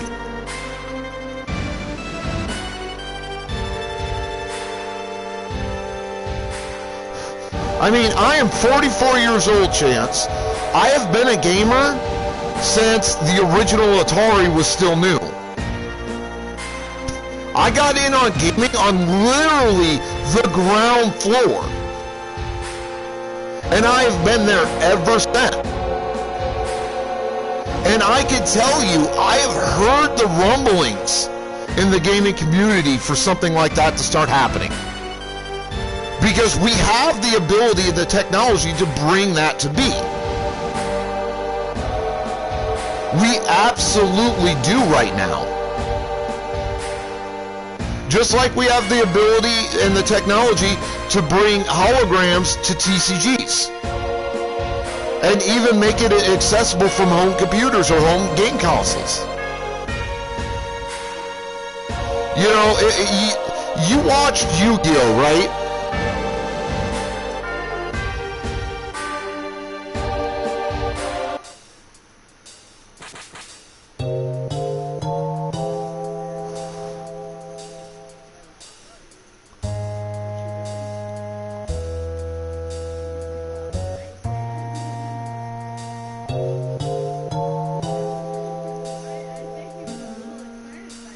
Alright, well, in Yu-Gi-Oh, when they duel with their decks, their card decks, they duel with something called a dual disc that produces holograms of the... Oh.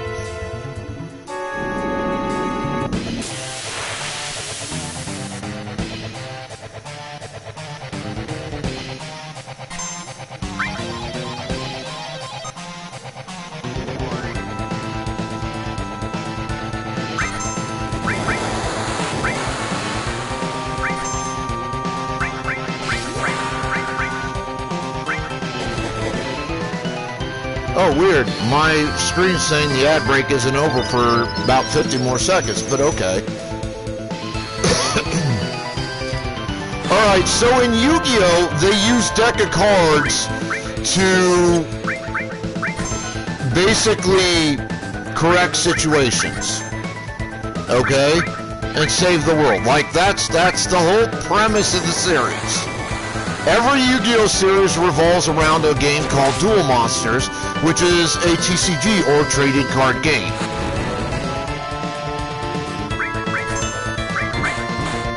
Okay, and they use holographic technology and monsters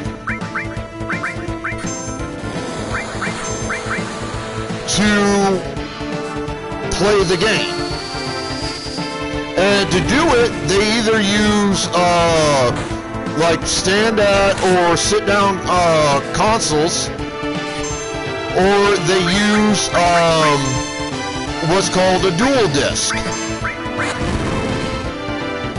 So the dual disc is worn on the arm, and you put your deck in a slot, it shuffles it and shit, and then you play the game and it keeps track of everything for you.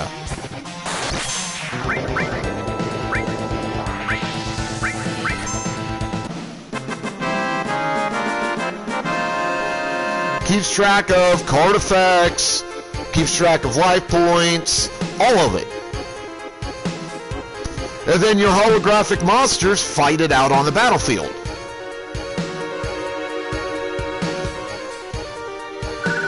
Well, we have the technology, the technological ability to accomplish this in real life right now.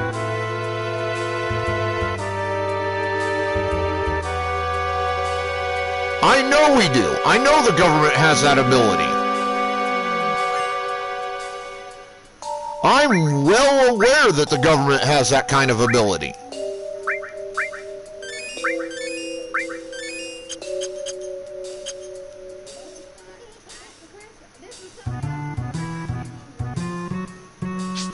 So, it's not a matter of if it's going to happen in my mind.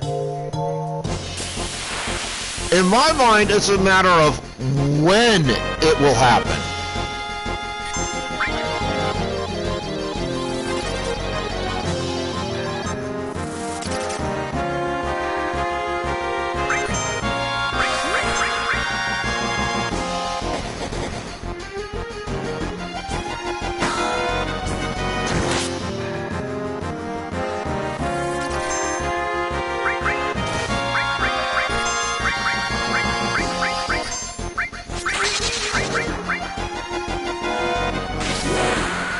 And to be honest, I want it to happen soon. Because I play a TCG called Digimon. And I cannot imagine a better way to play than holographic technology.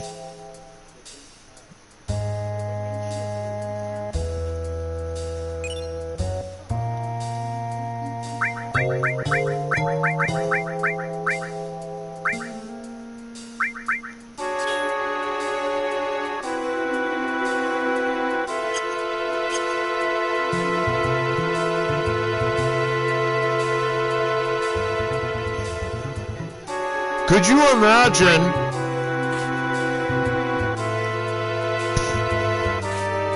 a game like Digimon, Pokemon, Yu-Gi-Oh, or Magic the Gathering?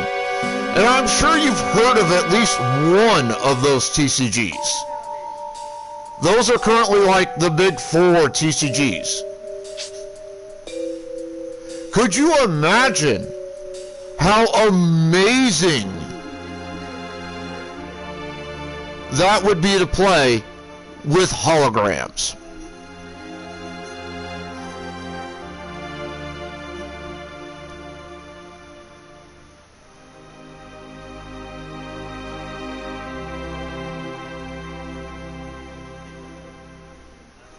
I know, right? Like, that would be amazing. That'd be one of the coolest goddamn things ever.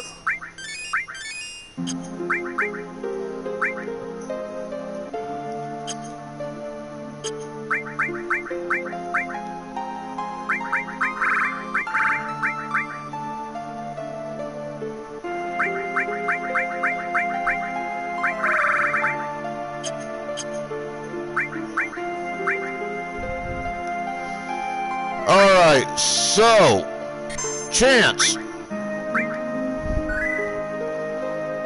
It is that time of the night. I just got to a save point, and I'm betting the next one's going to be a fair ways away. And I've been on for over 5 hours now. So I'm going to go ahead and raid out to somebody. Do you have anybody in mind for me to raid out to? I'm going to give you the opportunity to give me somebody to raid into.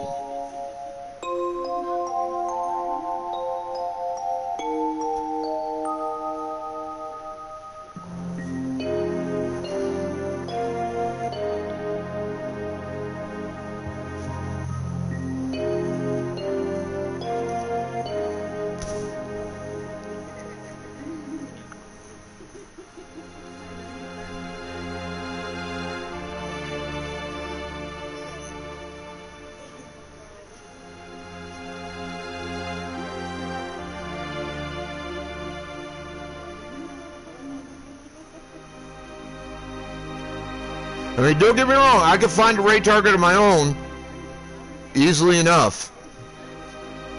But I'm going to give you the ability to pick the target for tonight. If at all possible, try to pick one who is a non-affiliate.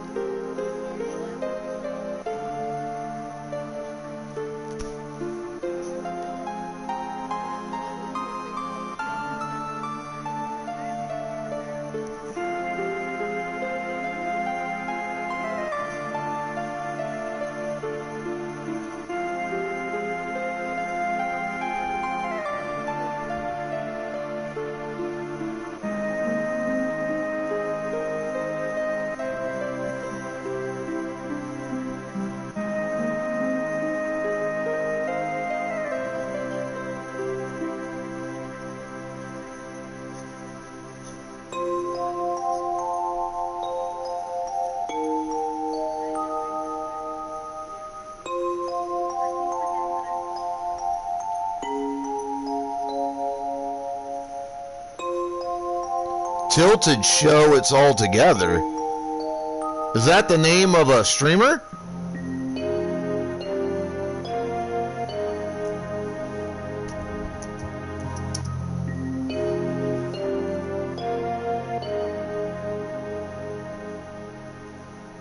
And if it is the name of a streamer, what part of that is the name of the streamer?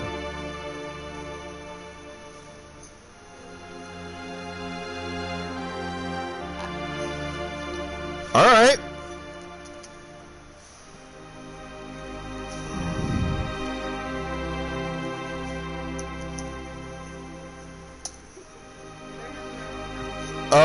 It said invalid username.